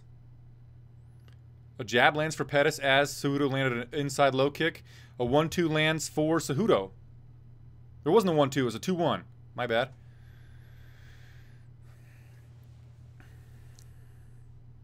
Cejudo's kind of doing this thing to get in close. I think he's going to look for a level change soon. He gets in on the clinch, knee to the body, right hand. Cejudo missed with a takedown attempt. It was like a half-hearted takedown attempt. Outside low kick lands for Cejudo. Right straight lands for Cejudo. Left straight kind of missed for Pettis. It was close. I couldn't tell. Pettis just did a, like, so, oh, level change for Cejudo. Gets in on the leg, picks it up, and we're down. But once again, in the guard, Pettis, left hand, left arm over the head of Cejudo. He's got Cejudo's head in the arm crease right there, holding him down. And his legs, we're in the same position I've been talking about a whole bunch, guys. Left hand over, holding the head posture of Cejudo. Pettis has his legs grapevined over the top of the thigh and then underneath the calf on the inside. So Pettis' leg goes on the outside of the thigh of Cejudo and then underneath the foot, the lower leg of Cejudo with his foot, just kind of grapevine it and hold him there. Cejudo got his head out of the, we're going to call it mission control. We're going to call it posture control. Cejudo got his head out of the posture control, but he's back in it now. So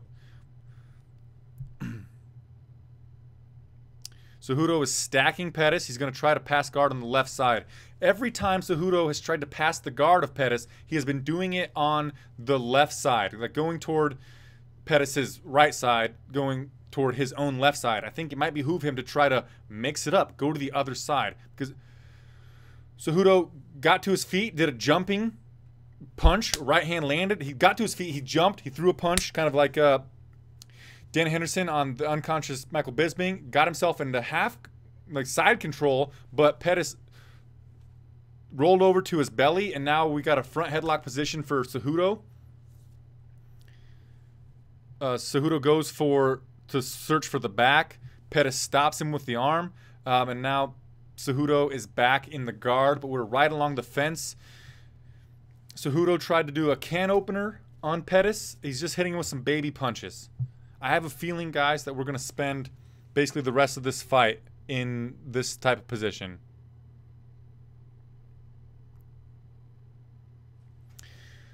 Cejudo is stacking Pettis. Pettis is doing a good job controlling the wrists, both sides on Cejudo. Cejudo, okay, Pettis rolls to his belly. We got the leg ride position. Cejudo guys put in a leg hook in, and Pettis gets back to his feet. Cejudo is riding the left leg of Pettis as he's standing up against one of the doors of the fence in between the Budweiser logo and the Harley-Davidson logo. Cejudo picks him up, puts him back down, but then Pettis gets right back to his feet. Now we're chest to chest up against the fence. Cejudo has control. He has one underhook on the right side of Pettis. He's pushing him up against the fence, and he's kneeing him to the thigh. Cejudo uses his whizzer to circle out, and we're back to the center of the octagon. A leaping in left hook lands for Cejudo, kind of jarred the head of Pettis, and Cejudo went for a level change after that, a fake level change, just gave him a feint with it, and Pettis really respected it, so that's getting really to him. So I think soon, in the next minute, we could see Cejudo go for a level change fake and then come with a right uppercut on Pettis. Let's watch for that.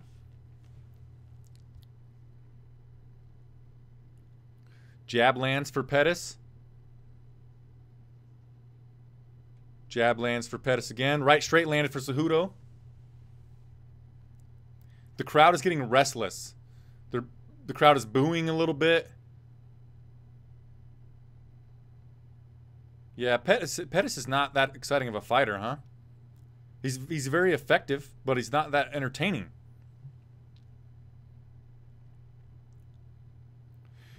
The main card is happening right now. The next fight is the co-main event, and then the fight after that is the main event.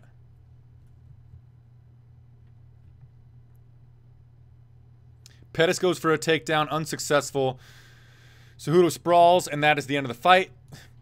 Almost you know, like, the crowd's booing, but clearly 30-27 in favor of Henry the Messenger Cejudo. Let's look at the stats. Third round, total strikes landed were 34 for Cejudo, 10 for Pettis. Significant strikes, that means like basically any distance strike on the feet. 17 strikes landed for Cejudo, 8 for Pettis. Overall, Cejudo landed 88 total strikes, Pettis 26. Significant strikes landed for Cejudo were 54, 22 for Pettis. 2 takedowns, both for Henry the Messenger Cejudo. Clear 30-27 in favor of Henry the Messenger Cejudo. Let's check the odds. If you were to have bet on Cejudo via decision, Cejudo via decision. Where is it? Where is it?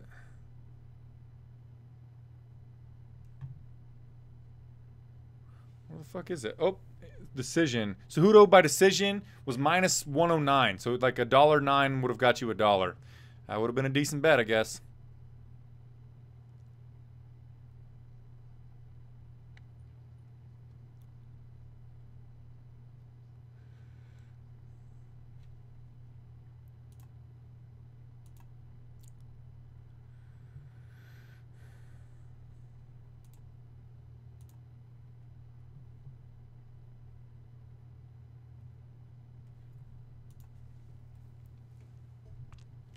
All right, Joe Rogan is with Cejudo. Or maybe not. Joe Rogan's not even going to interview him?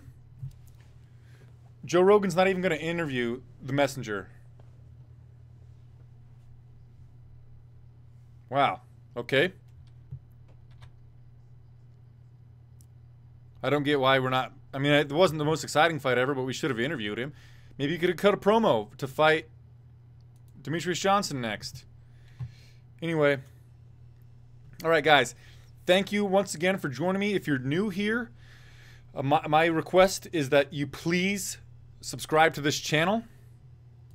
How's my mic? Is it a little too low?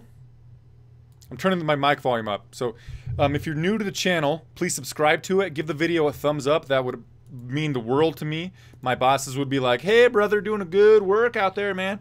and then maybe they won't fire me. So that'd be cool. Tell me if the mic's too loud. Was it too quiet before?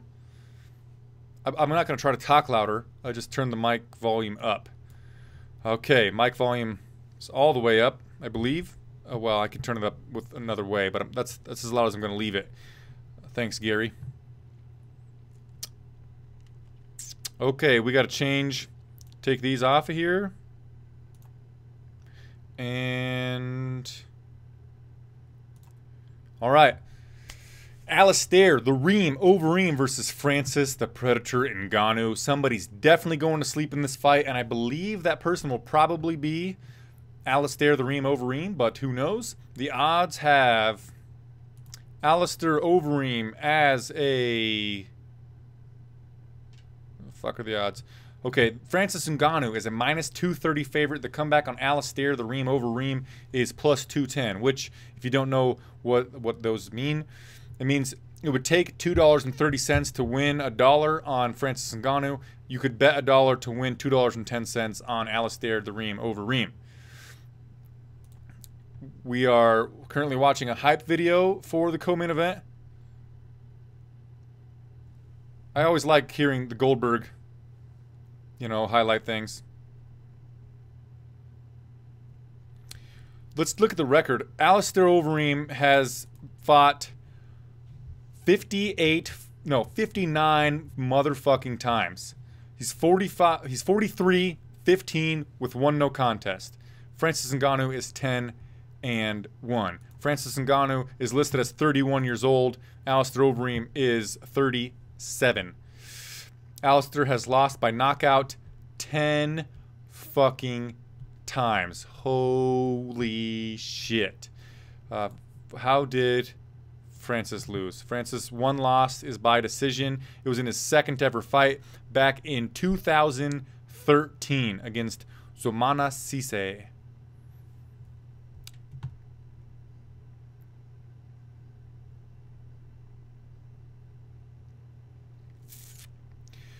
I think that Ngannou's going to put Reem to sleep, but I truly am cheering for Alistair Overeem. You know, even if Ngannou loses this fight, he has plenty of time left to move to the top of the heavyweight division. And I have a soft spot in my heart for Alistair Overeem. I couldn't tell you what it is that I like about him, but I like him.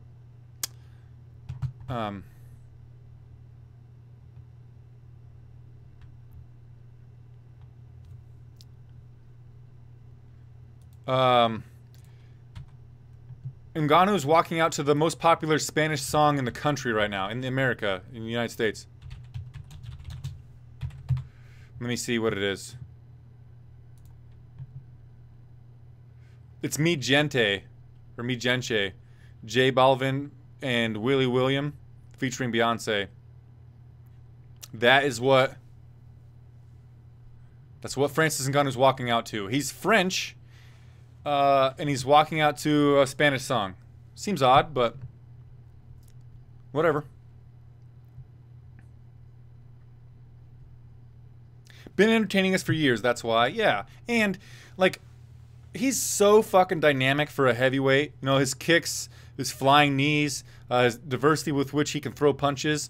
For a long time, the heavyweights were, you know, very rudimentary in how deep their tool chest was, but Reem was out there doing big things. Also, I never liked the hype train of Brock Lesnar, and Reem like fucking tooled on him. I liked that.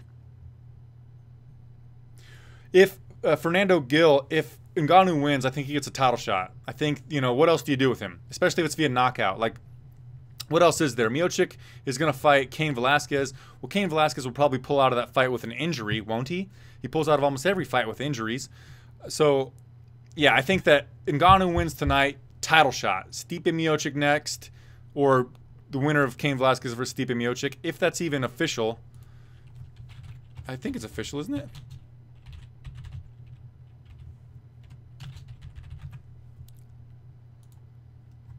It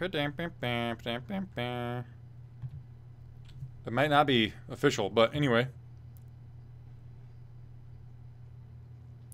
Okay, Dana White confirmed a title shot for a winner.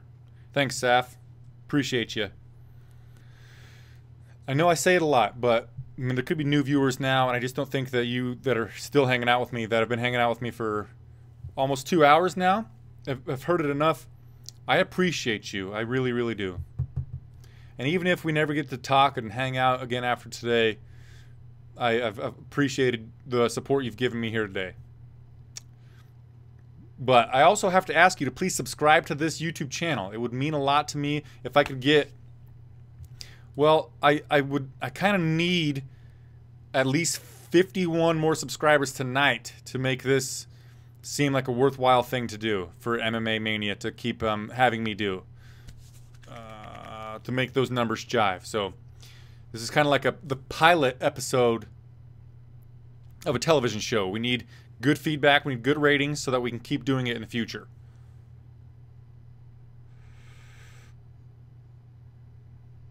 Who's the champion in the heavyweight division? Stipe Miocic. And Stipe Miocic, thanks Saf. Stipe Miocic is a fucking guy who I've been following on Twitter for a long time. Like before he was the champion, he would engage on Twitter with like everybody. He would do like talk to Stipe night on like just a random Tuesday where he'd spend like an hour just tweeting back and forth with people. He's good friends with Dwayne. I forget Dwayne's last name. Let me check. Anyway, both men are in the octagon now. Alistair Overeem is fighting out of the red corner. He's got black shorts on. Francis Ngannou is fighting out of the blue corner. Dwayne Finley. Tail of the tape. Reem's 37. Ngannou's 31. Francis weighed in at 15 more pounds than Alistair, and Francis has a 3-inch reach advantage. Both men are 6'4". Alistair Overeem is fighting out of the Netherlands, and Francis is fighting out of Cameroon.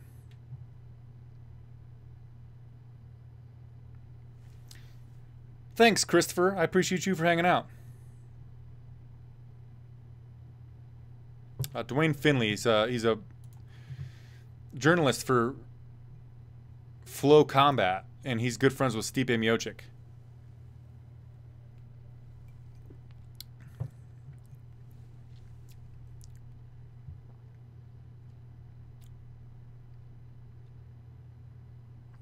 Fighting out of the blue corner. This man is a mixed martial artist with a professional record of 10 wins, 1 loss.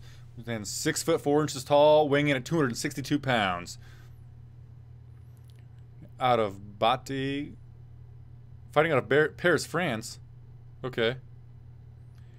Number 4, heavyweight contender in the world. Francis, the Predator Ngannou. Don't let me forget to put the clock timer on here.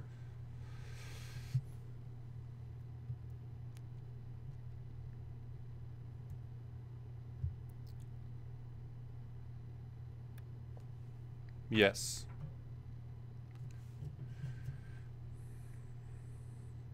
Thanks, Saf.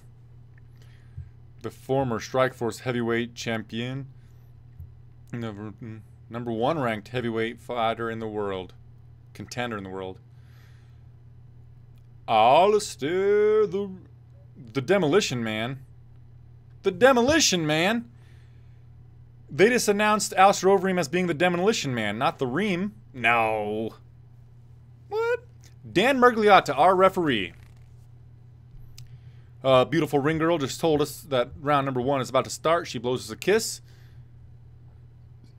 And here we go. You ready, sir? You ready, sir? Fight. Alistair comes in with a quick left hand. Misses. Francis misses with a 1-2 combination. Alistair goes for a level change takedown. Alistair pushes the fight up against the fence, tries to. He's got 1 underhook. Francis bullies Overeem into the cage. Francis has a left underhook. And, yeah. Francis is the stronger man right now. He presses Overeem against the fence. He's working for double underhooks. He's got 1. He's got the left underhook. Reem's working with a whizzer on the same side, trying to reverse position. He's got left hand on the hip. Reem looks calm. He's got like Hindu cow face, you know. Very calm right now. Francis stomped the foot of Reem. Knee to the thigh from Ngannou on Reem.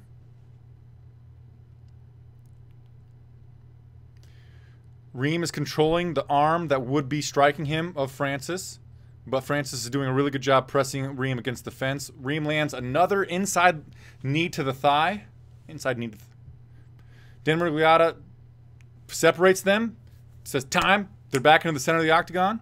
Reem's got his hands up. Good defense. Francis Ngannou's pumping a jab out there. Nowhere close, but he's just range finding or something. Reem misses with an overhand right. Reem's being really careful with his chin right now.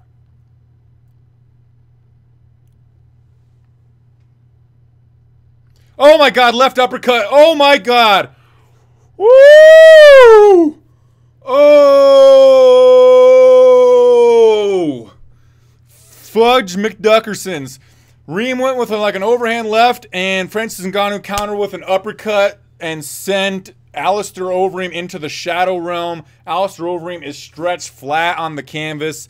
Holy fuck. I feel like that uppercut from Francis Ngannou with his right hand took Reem completely off the ground, sent him horizontally, and then fucking landed Reem flat on his back. Good golly, Miss Molly. Francis Ngannou is one scary motherfucker. That didn't matter. Like, we talked about a whole bunch that Alistair Overeem's chin is lacking. It is not good. He's been tested a bunch of times. He's been knocked out now 11 times in his career. That punch that Francis Ngannou just landed on Alistair Overeem would have knocked out any man in the fucking world. Doesn't matter. Overeem went with an overhand right, then he windmilled to the overhand left, and he put his head down, and as his head is down over here, hopefully you can see my face, so like Overeem, overhand right, overhand left, and then his head's ducked down here, and as he did that, left uppercut, whoom, fucking from like way back here, Francis swung that bitch, and just, like, Alistair's dead. D-E-D, dead, fucking wham! I can't wait for you to see that highlight, guys. Gosh damn it, all the heck. Oh, and Francis Ngannou says, where is the belt? Holy fucking McDuckersons. Jesus Christ. Sorry for cursing. Oh. Damn it. Sorry, Reem. Wow. Holy motherfucker. Ooh. The official decision is coming up, presented by Metro PCS for 4G LTE nationwide. Here's Bruce Buffer. My God.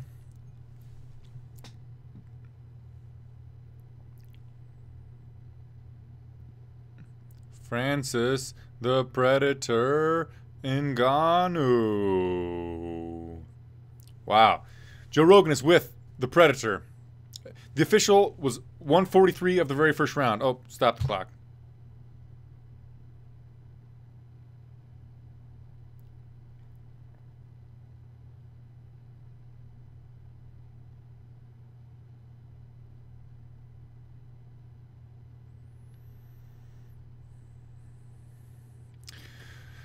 Joe Rogan says you're absolutely the number one contender. You just knocked out the number one contender. You're going to get a title shot. How do you feel? Joe Rogan says, you have a title shot, no doubt about it, sir. And Francis says, yes, thank you. Okay, it was like a left shovel hook, not necessarily an uppercut. So I said that wrong a bunch of times, but it was like at an upward angle, and it was out to the side, so like a shovel hook uppercut. Man, it's fucking... Bop. It came from over here. Wow.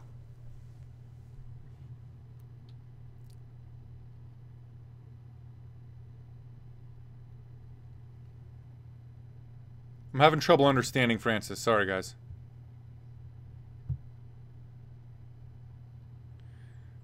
Give us your thoughts on the matchup between you and the heavyweight champion, Stipe Miocic. Yes, I'm ready for that. I'm readier than ever. Congratulations, sir. He grabs the microphone from Joe. You got one more thing. First of all, he wants to thank everyone here. He wants to thank his opponent, Alistair Overeem, for making the fight happen. They hug. Nice. He gives me the chance He's really thankful for that. He wants to thank all of his coaches.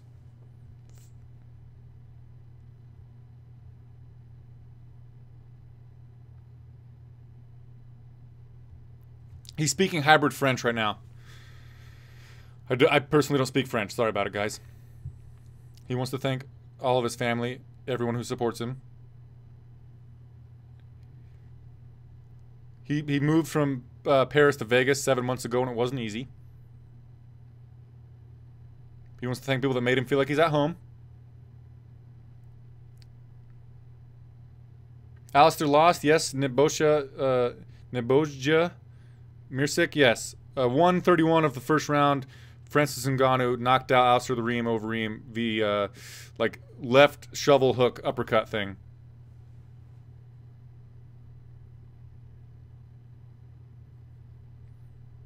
He says, forgive my language, but he says, fuck slavery, fuck racism. Everybody deserves freedom. Nice. Good job, Alice. No, good job, Francis Ngannou. Fuck slavery, fuck racism. Everybody deserves freedom. Nice work, Francis Ngannou. So, even though he doesn't speak clear English, that was an amazing post-fight interview. You know, he said thank you to his opponent, Alistair Overeem, for taking the fight when nobody in the world would take the fight with such a scary man as he. He thanked the crowd. He thanked his family. He told us a little bit about his story, moving from France to Vegas to prepare to become a world champion. And he also sent a message that the world should be without slavery, and we got to work towards removing racism from the world. So amazing from Francis Ngannou. You know what? I'm going to pick him to defeat Stipe Miocic right now. I'm picking him. Francis Ngannou, whenever he gets a title shot, will be the new champion. Via knockout, probably. Holy fucking shit. You know what's crazy? Is Curtis Razor Blades put on a better performance against Francis Ngannou than like anybody else did.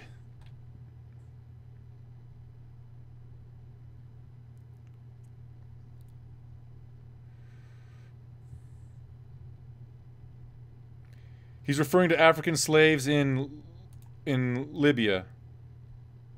Right.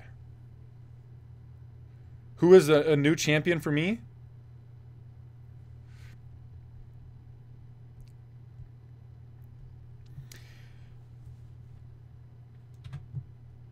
All right, guys. We got to reset this. Next up is the main event of the evening, which means I got to change my background screen here to the 5-round fight, and we've got to put up Max Blessed Holloway versus Jose Scarface Jr. Aldo for the 145-pound men's UFC gold. Who are you picking, guys?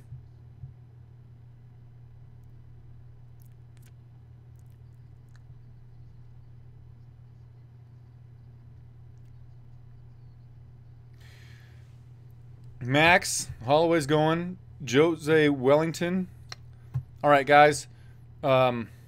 Please like the video, subscribe to the channel. It would mean the world to me. I need a lot more subscribers to the channel before. I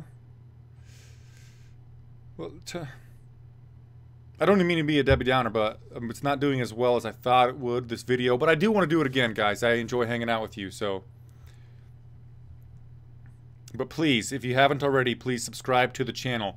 Give this video a thumbs up. If you want to talk to me ever personally, I'll do my best. You can follow me or like me on Facebook. It's at Flyin Brian Show, or the link is down below. You can send me a message, and I will usually answer you, and we can talk as much as possible. I work a full-time job, and then I do like this type of thing as a part-time job.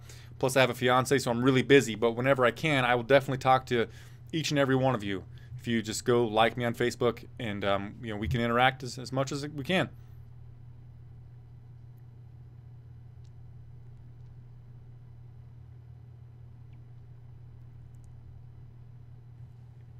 Thanks, Gary. I really appreciate you. Check out this beer glass I got. I said in my, in the description that we'll be drinking some beer here. This glass, I know it's a little dirty looking. I've had a couple of beers in it today. But this is like a $50 glass that I got. Pretty cool. It's from Pretentious Beer Glass. Cole H, the main event is happening next. So this picture that I've got up here, I think I'm pointing close to where it is, wherever it is. That is the fight that's up next. So we're talking about the main event up next. Max Blessed Holloway is a -260 favorite over the man who he TKO'd just 6 months ago. Jose Aldo, the comeback on him is +240. If you're just joining me and you don't know what the odds mean, Max Holloway being -260, that means it would take you $2.60 to win $1 on him if he wins. With Jose Aldo, if he wins, you could have put down $1 and you would get $2.40 back. And then you just do the math. $10 equals $24, $100 equals $240, so on and so forth. Let's look at some other props. Over 2.5 rounds is -167, which means that is the favorite. The Vegas odds think it will go over 2.5 rounds. The under is +152. Max Holloway wins inside the distance is +125. Aldo wins via KO or TKO, which is his most likely way to win, is +955. The reason I say that is his most likely way to win is because I think that Aldo does not have the gas tank, the cardiovascular endurance to hang with Holloway once this fight gets into the 3rd round. So if it were to see the judges, I think that Holloway would probably win the last 3 rounds. It sounds like Jose Aldo is about to walk out to the chicken dance. It's polka.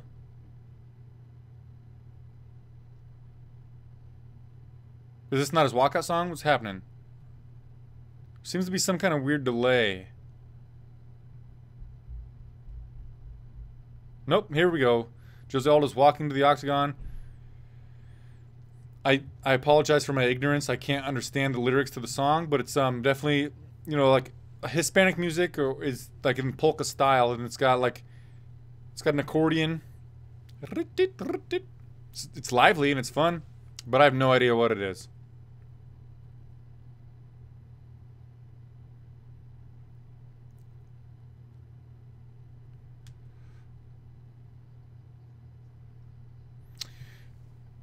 Traversing dystopia, what didn't you know? Thanks, Joshua Pope. I appreciate you for those kind words. I got your 4-to-1 with beers. I've had, I have not had one whole beer yet. Well, okay, fine. I've had 1 3/4 beers. But, guys, that is in... The fight started at 5:15 my time. That's when I had my first beer. It's now 11. So that first beer has been, like, passed through my liver, digested hours ago.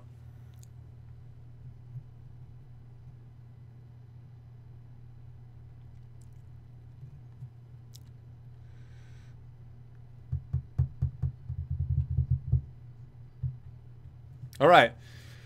Jose Scarface Jr. Aldo is in the Flyin Brian J prep point. He's getting Vaseline put on his eyes, or his eyebrows. Pertinent information about the former featherweight champion, Jose Aldo. He's the former 2-time UFC featherweight champion and the last WEC featherweight champion. He has the most wins at 16 and knockouts 9 in UFC WEC featherweight history. 11 of his victories are in the first round. Whoa.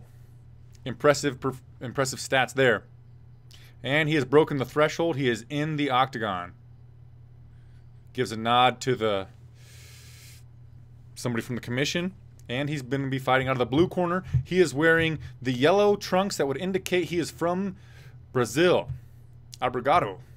That means thank you, so that makes no fucking sense. O Espanha Confiança. That means I use confidence. I don't know how to say he uses confidence, but U España confianza. That means I ooze confidence. Chug, chug, chug. Need a new one by round 2.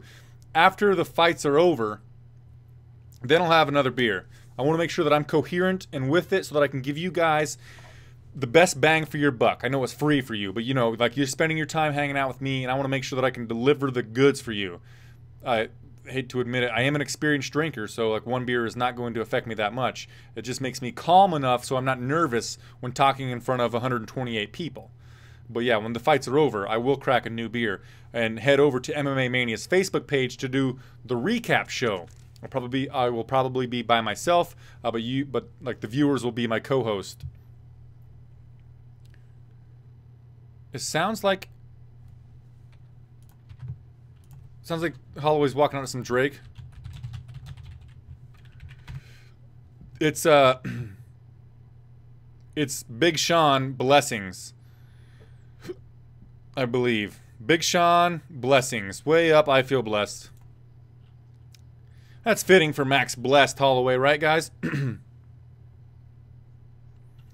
Au va moer. Au va moer.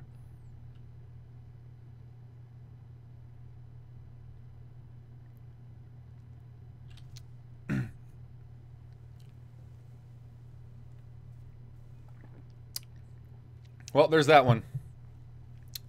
Down. All right, here we go. Whoa. My, oh my. I don't want to be sexist, guys, but there's a very attractive woman in the crowd giving Holloway the eyes. She's just undressing him. Luckily, he's only wearing shorts, but she just undressed him. She can't take her eyes off him. That lady hasn't blinked. Oh, my. But she's pretty, too. Max. I wonder if it's his wife. Maybe she's not that pretty. Different angle. She's not that pretty. I take it back. But she is eyeing Max Holloway down hardcore.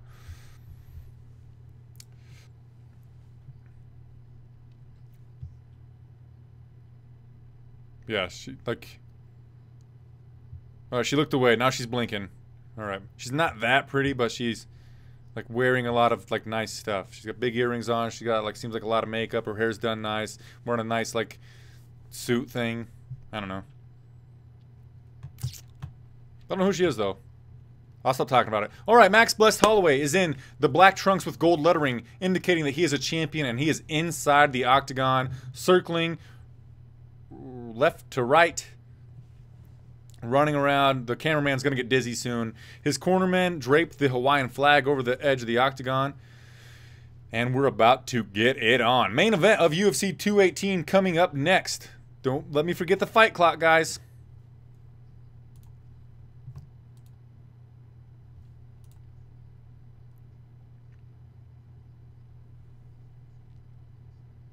Good from far, but far from good. All right, tail of the tape. Max Holloway is 6 years younger than the 31-year-old Jose Aldo. He is 4 inches taller. They both weighed in at 145 pounds. And Jose Aldo has a 1-inch reach advantage on the tail of the tape. But Max Holloway fights longer because of his stance and because of how long his torso is. He also throws the more like straight, longer punches and kicks. So the reach, negligible. Main event of the evening. Bruce Buffer's doing his thing. Derek Clearly, Saldi Amato, and Chris Lee are our judges sitting cage side. The referee in charge is Herb Dean. This bout is sponsored by Flyin Brian J.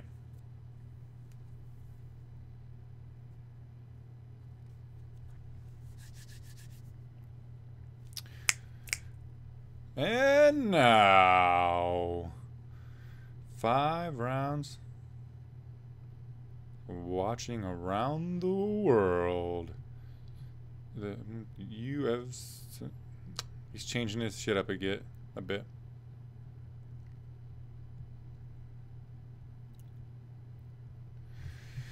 I don't think Jose has that much octagon left, and the reason why I say that is he's 26-3. I mean that.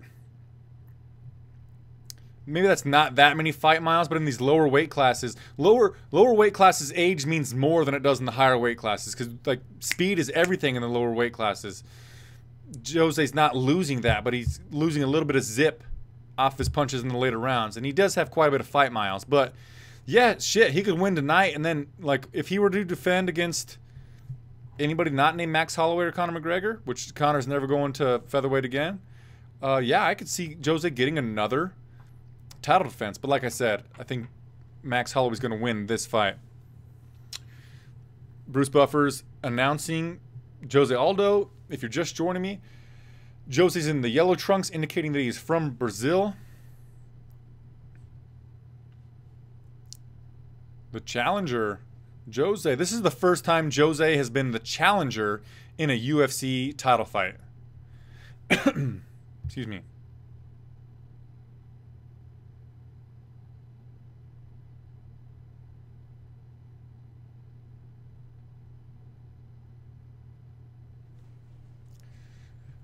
Standing 5 foot 11 inches tall, weighing in at 145 pounds, fighting out of Wanai, Hawaii, the reigning, defending, undisputed UFC featherweight champion of the world, the pride of Hawaii, blessed Holloway.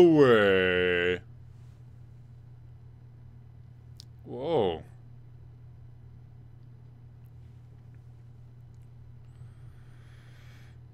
All right, they're doing the instructions in the middle. Been over the rules. Protect yourself at all times. Follow my instructions. Keep it clean. Tough gloves, and let's do this. Something to note from when that was happening, Jose would not look in the eyes of Max Holloway, and Max was looking straight at the eyes of Jose Aldo.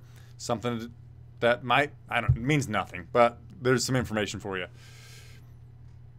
Let's fight. Here we go. Oh, there we go. I'm about 1 second behind. No problem.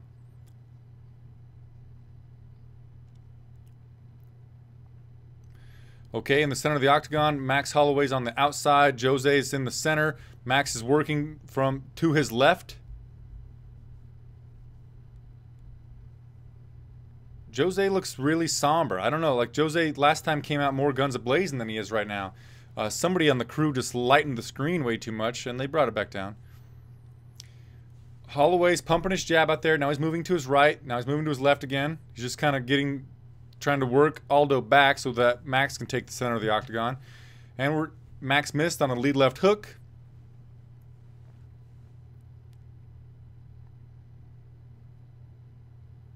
Max missed with another lead left hook.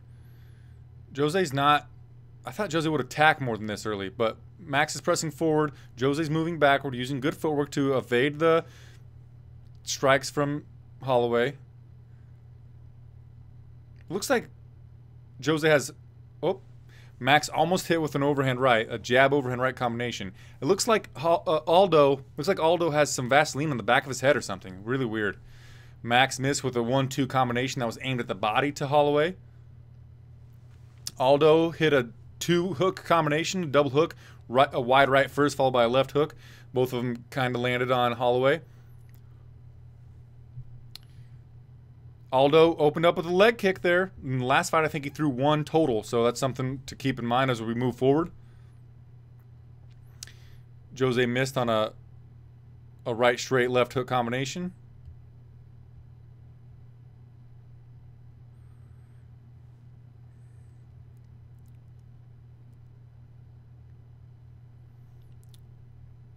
Aldo just hit 2 different jabs on Holloway.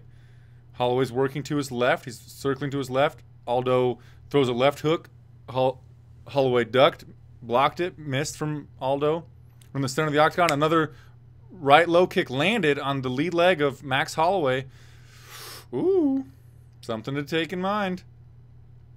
Jose missed on a lead left hook. Counter left hook, actually. Joe Rogan just says the punches that Aldo's been throwing are not technical, they're haymakers. It seems like to me that it's the style of punch that Aldo always throws, but I will defer to Joe Rogan on this.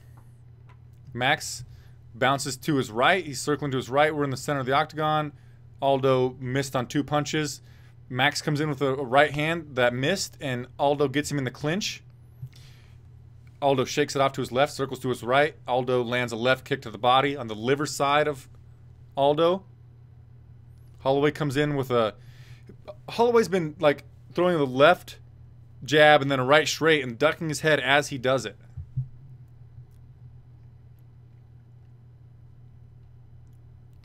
Right straight from Holloway, barely missed.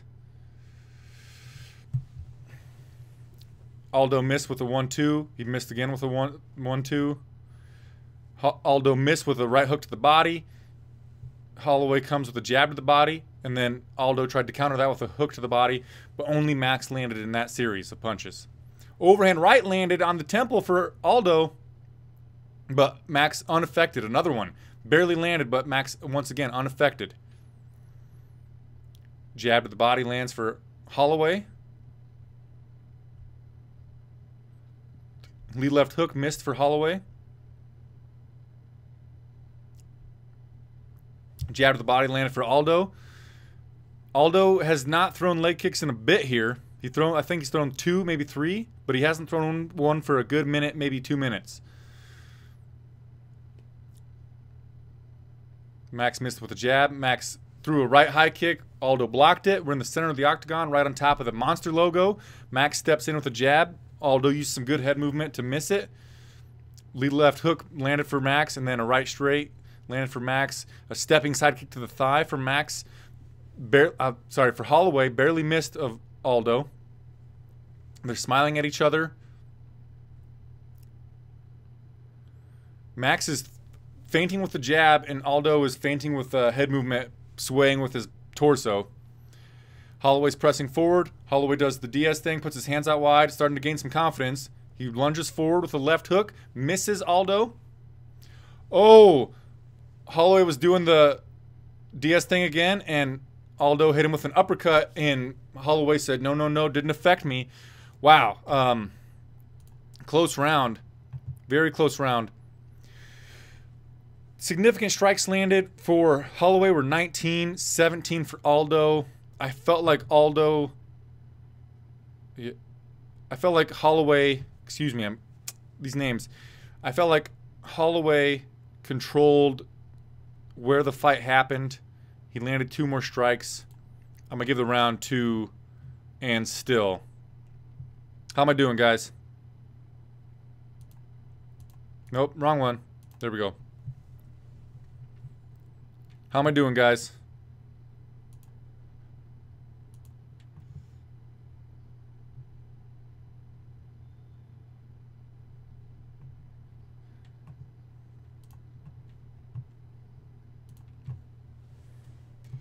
All right, let me forget to start the clock.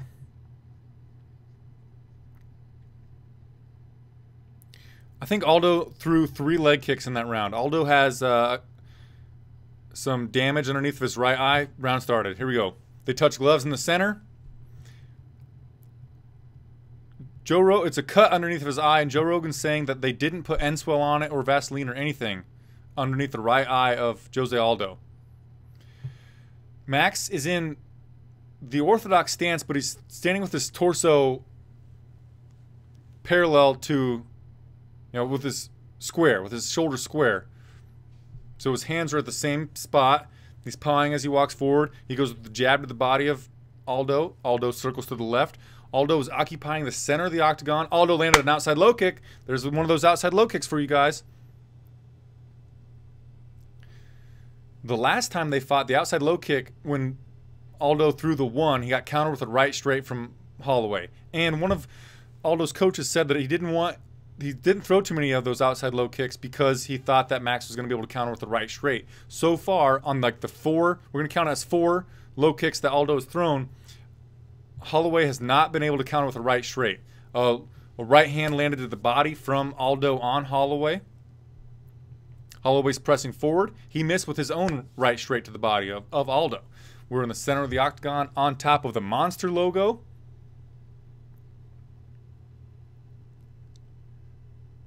Max pumping the jab out, just range finding, not doing anything with it. Aldo's moving backward and to his left. Aldo went with the uppercut that he hit Holloway with at the end of the first round, but unsuccessful with it. Left hook to the body, liver side from Aldo landed on Holloway. That was a big strike. Aldo looks a lot fresher in this second round of this rematch than he did in the second round of the first fight. But the jabs from Holloway that I probably haven't been saying have been landing on the cut. It's actually over here on the cut of Jose Aldo, and it's getting redder, more red. Redder's probably not a word. All right, center of the octagon. Holloway circling to his right. He hits Aldo with a 1-2. Good combination, landed. That scored. Holloway came forward with a 2-1. Barely missed both of them. Aldo just slipped a jab. Really good head movement there. Outside low kick landed from Jose Aldo. All right, Jose occupies the center of the octagon.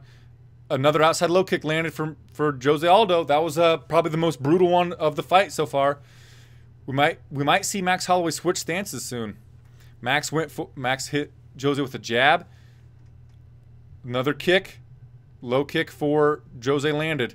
Lead left hook twice in a row. Almost landed for Jose.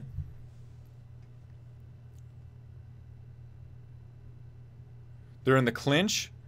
Jose tripped Max down a little bit, but Max almost fell, got right back to his feet. Max landed a jab to the bruise, or the cut spot under Jose's eye. I'm trying to see if Max has some damage on that leg. Nope, doesn't look like he has any bruising yet on the lead leg from those kicks of Aldo, but the last one that Aldo landed was pretty significant, or it seemed pretty, like it landed with some authority. Max circling to his right. They're both like very center of the octagon. They're fighting at the same distance as last time, really close together. Both guys are doing a pretty good job of avoiding their opponent's punches, but another outside low kick lands for Jose Aldo. Maybe there's some truth to the kicks, why Jose didn't throw them last time, because he had a hurt leg or something. Ooh, Max just landed a short right hand on the face of Aldo. Aldo throws an overhand right, missed. Max threw a 1-2, and Aldo pulled away from both of them. Aldo landed an outside low kick on the lead leg of Holloway. Holloway briefly caught it, and he pushed Aldo back. Now we're behind the double lines on the octagon. We clinch up. We're on the, and Max pushes Aldo to the cage. Aldo lands a couple of punches to the body of Aldo. No, Holloway landed a couple of punches to the body of Aldo. Then as they separate from the clinch against the fence, Holloway landed a spinning back kick to the body of Jose. Then he landed a double jab right straight on Aldo. And Max Holloway is turning up the volume here. He went jab, left high kick. The jab landed, the left high kick did not.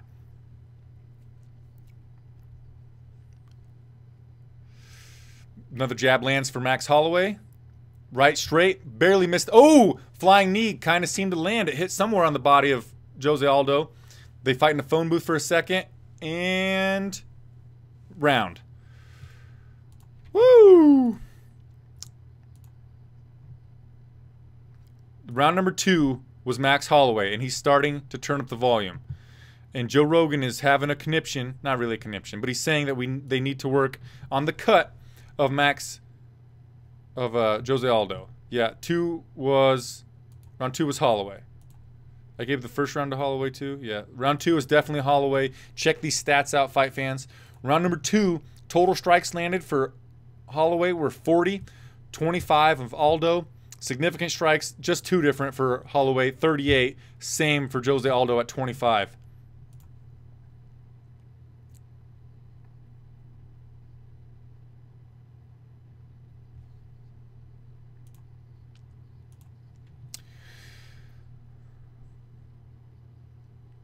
Aldo's corner is asking him to feint with the right and then kick the leg. Feint with the right hand and then kick with the leg kick.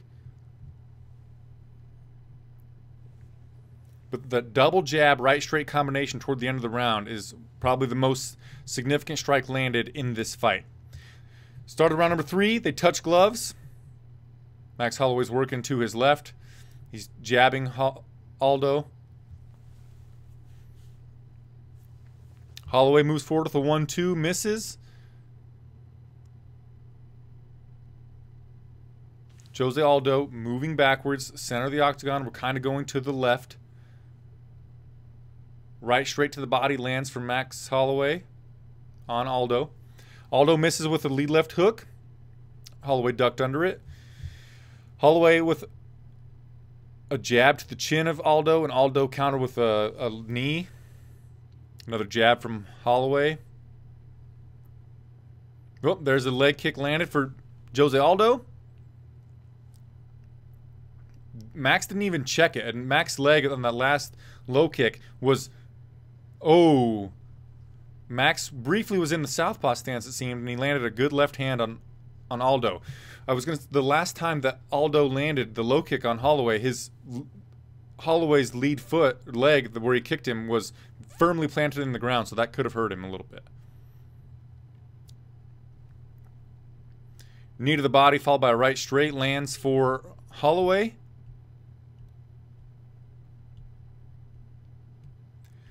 Joe Rogan just brought to my attention, and he said this, that Aldo is starting to breathe out of his mouth. He's got his mouth open, and Holloway's starting to taunt him a little bit. They're fighting in the phone booth. They're swinging wildly. Both of them are swinging wild.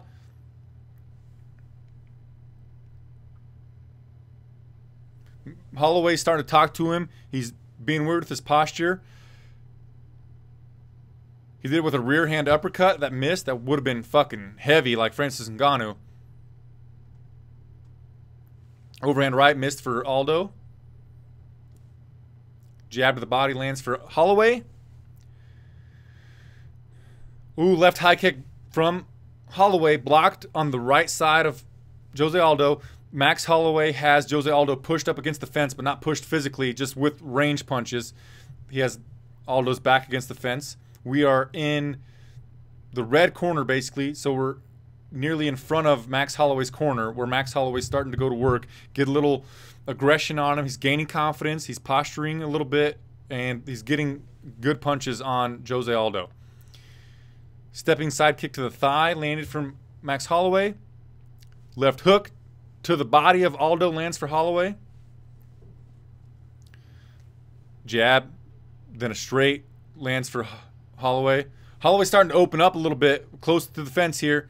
Uppercut landed for Holloway. Ooh, I think Aldo might start to be getting hurt. Aldo might be starting to get hurt.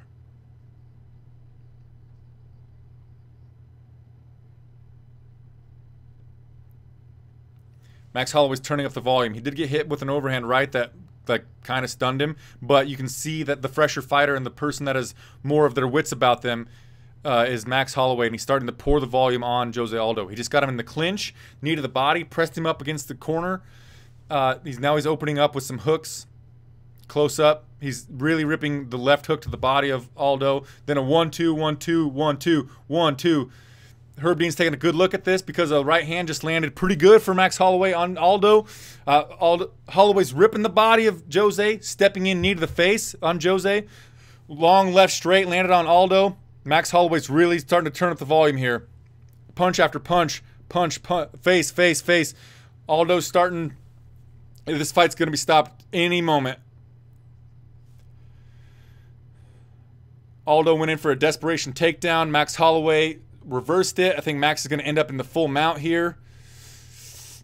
Oh.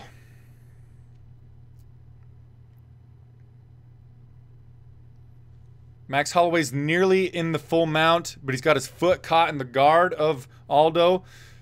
Max Holloway's raining down some right hands on Aldo. Now we're in the referee's position on the right side of Aldo, and Holloway is landing hammer fist. Hammer fist to the ear of Aldo. Herb Dean's saying, fight back, Aldo. Aldo rolled over, got back to his back, and Holloway's about to be in Aldo's guard. Aldo's face is a bloody mess. Hammer fist, hammer fist, hammer fist from the guard. Holloway is landing on Aldo. 10 seconds to go in round number 3. Max Blessed Holloway defeats Jose Aldo once again, 2 times in a row, 6 months apart from each other. Max Blessed Holloway defeats the best featherweight to ever do the damn thing, and Jose Aldo via TKO in round number 3.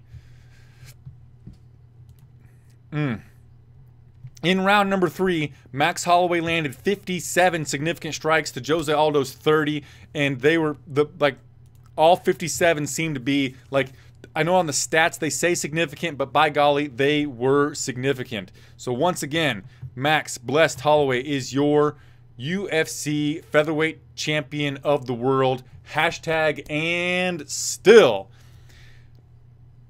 We're going to look at the replay as we wait. Oh, we're looking at the replay. Max, with his hands down, came in and just Joe Rogan saying that Holloway lured Aldo into this war, into this firefight, and Holloway just kept going. Right hook to the body, left hook to the body, 1-2, 1-2 to the head, right hook to the body, left hook to the body, and then he just started teeing off on the head. When it seemed like the fight could have been nearly over on the feet, Aldo went for a takedown that seemed to be like a last-ditch effort to get this fight into someplace where he could get the victory, but Holloway reversed the position and then fucking brutalized Jose Aldo on the ground. I'm sure there were many times during my commentary of that I said Aldo instead of Holloway. But impressive performance from Max Holloway. I don't see, like, off the top of my head, a contender that could defeat him right now. I think they should rebook the fight with Frankie the Answer Edgar. As we wait for Joe Rogan to interview Max Blessed Holloway, let me ask you again, please, thank you, and thank you for liking this video, and please, please, please subscribe to this channel. We have a lot of good stuff every single week. I put out a main event preview prediction video. There are 2 fighters that train at Team Alpha Male that do technique breakdowns of the main event fighters. And if you subscribe to this channel, it would mean a lot to me. It would also make me look good to my bosses, and maybe they'll keep me around for a little longer. Okay, here's Bruce Buffer.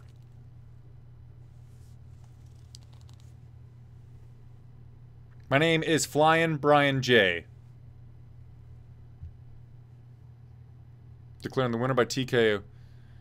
And still, the undisputed UFC featherweight champion of the world, Max Blessed Holloway.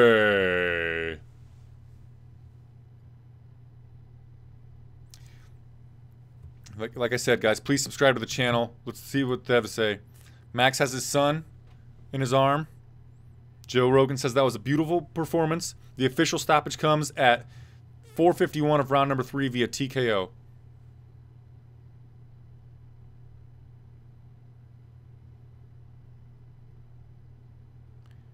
At the end of the day, it is what it is.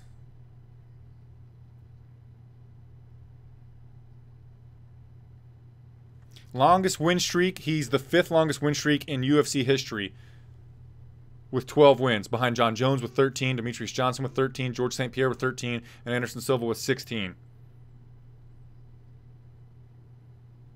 I think that this was a more dominant performance from Holloway over Aldo in this one than it was in the first one. That's exactly what I predicted. You can check out my video on this, my main event prediction video for this fight, and I basically called it how it would be. Later, Fernando Gil, I appreciate you. Jose got tatered, mania joke.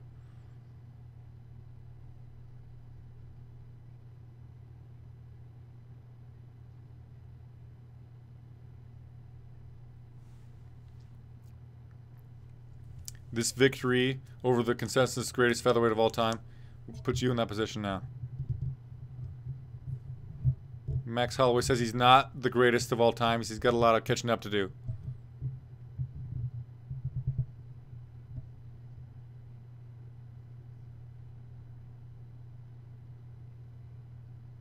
Max Holloway dropped his belt, and Joe Rogan picked it up for him.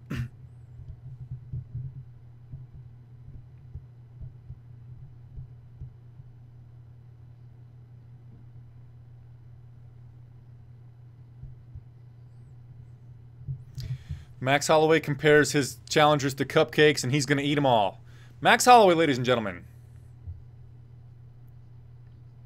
Thank you, Athletic Combat Training Systems. I appreciate you so very much for being here.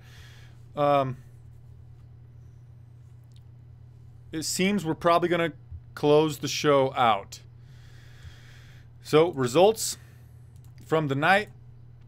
Jose Aldo was defeated once again by Max Holloway. Max Holloway got the victory and still via TKO punches at 4:51 of the 3rd round. Francis Ngannou flatlined Alistair Overeem with a uppercut or shovel hook punch at 142 of the first round. Henry the Messenger Cejudo defeated Sergio the Phenom Pettis via 30-27 across the judges' scorecards decision. Eddie Alvarez defeated Justin the Highlight Gaethje via TKO, knee and punches at 3:59 of the third round. And Tisha the Tiny Tornado Torres defeated Michelle Waterson via unanimous decision 30-27, 29-28, and 29-28. I'm going to take a brief break. I'm going to head over to MMA Mania's Facebook page to do a recap show. I would love for you to join me over there. Mahalo. But I think as of right now, we're going to just log out, guys. I appreciate you for joining me once again. Follow me on Twitter at Flyin Brian J. Like my Facebook page, it's at Flyin Brian Show. The links to all that should be in the description box below. Subscribe to this channel. It would mean a lot to me, and my bosses might think that I'm doing good work. And also give the video a thumbs up. I will see you over on MMA Mania's Facebook page to do the recap show. Thanks for joining me, guys. I appreciate you. I'm Flyin Brian J. Namaste. Cheers.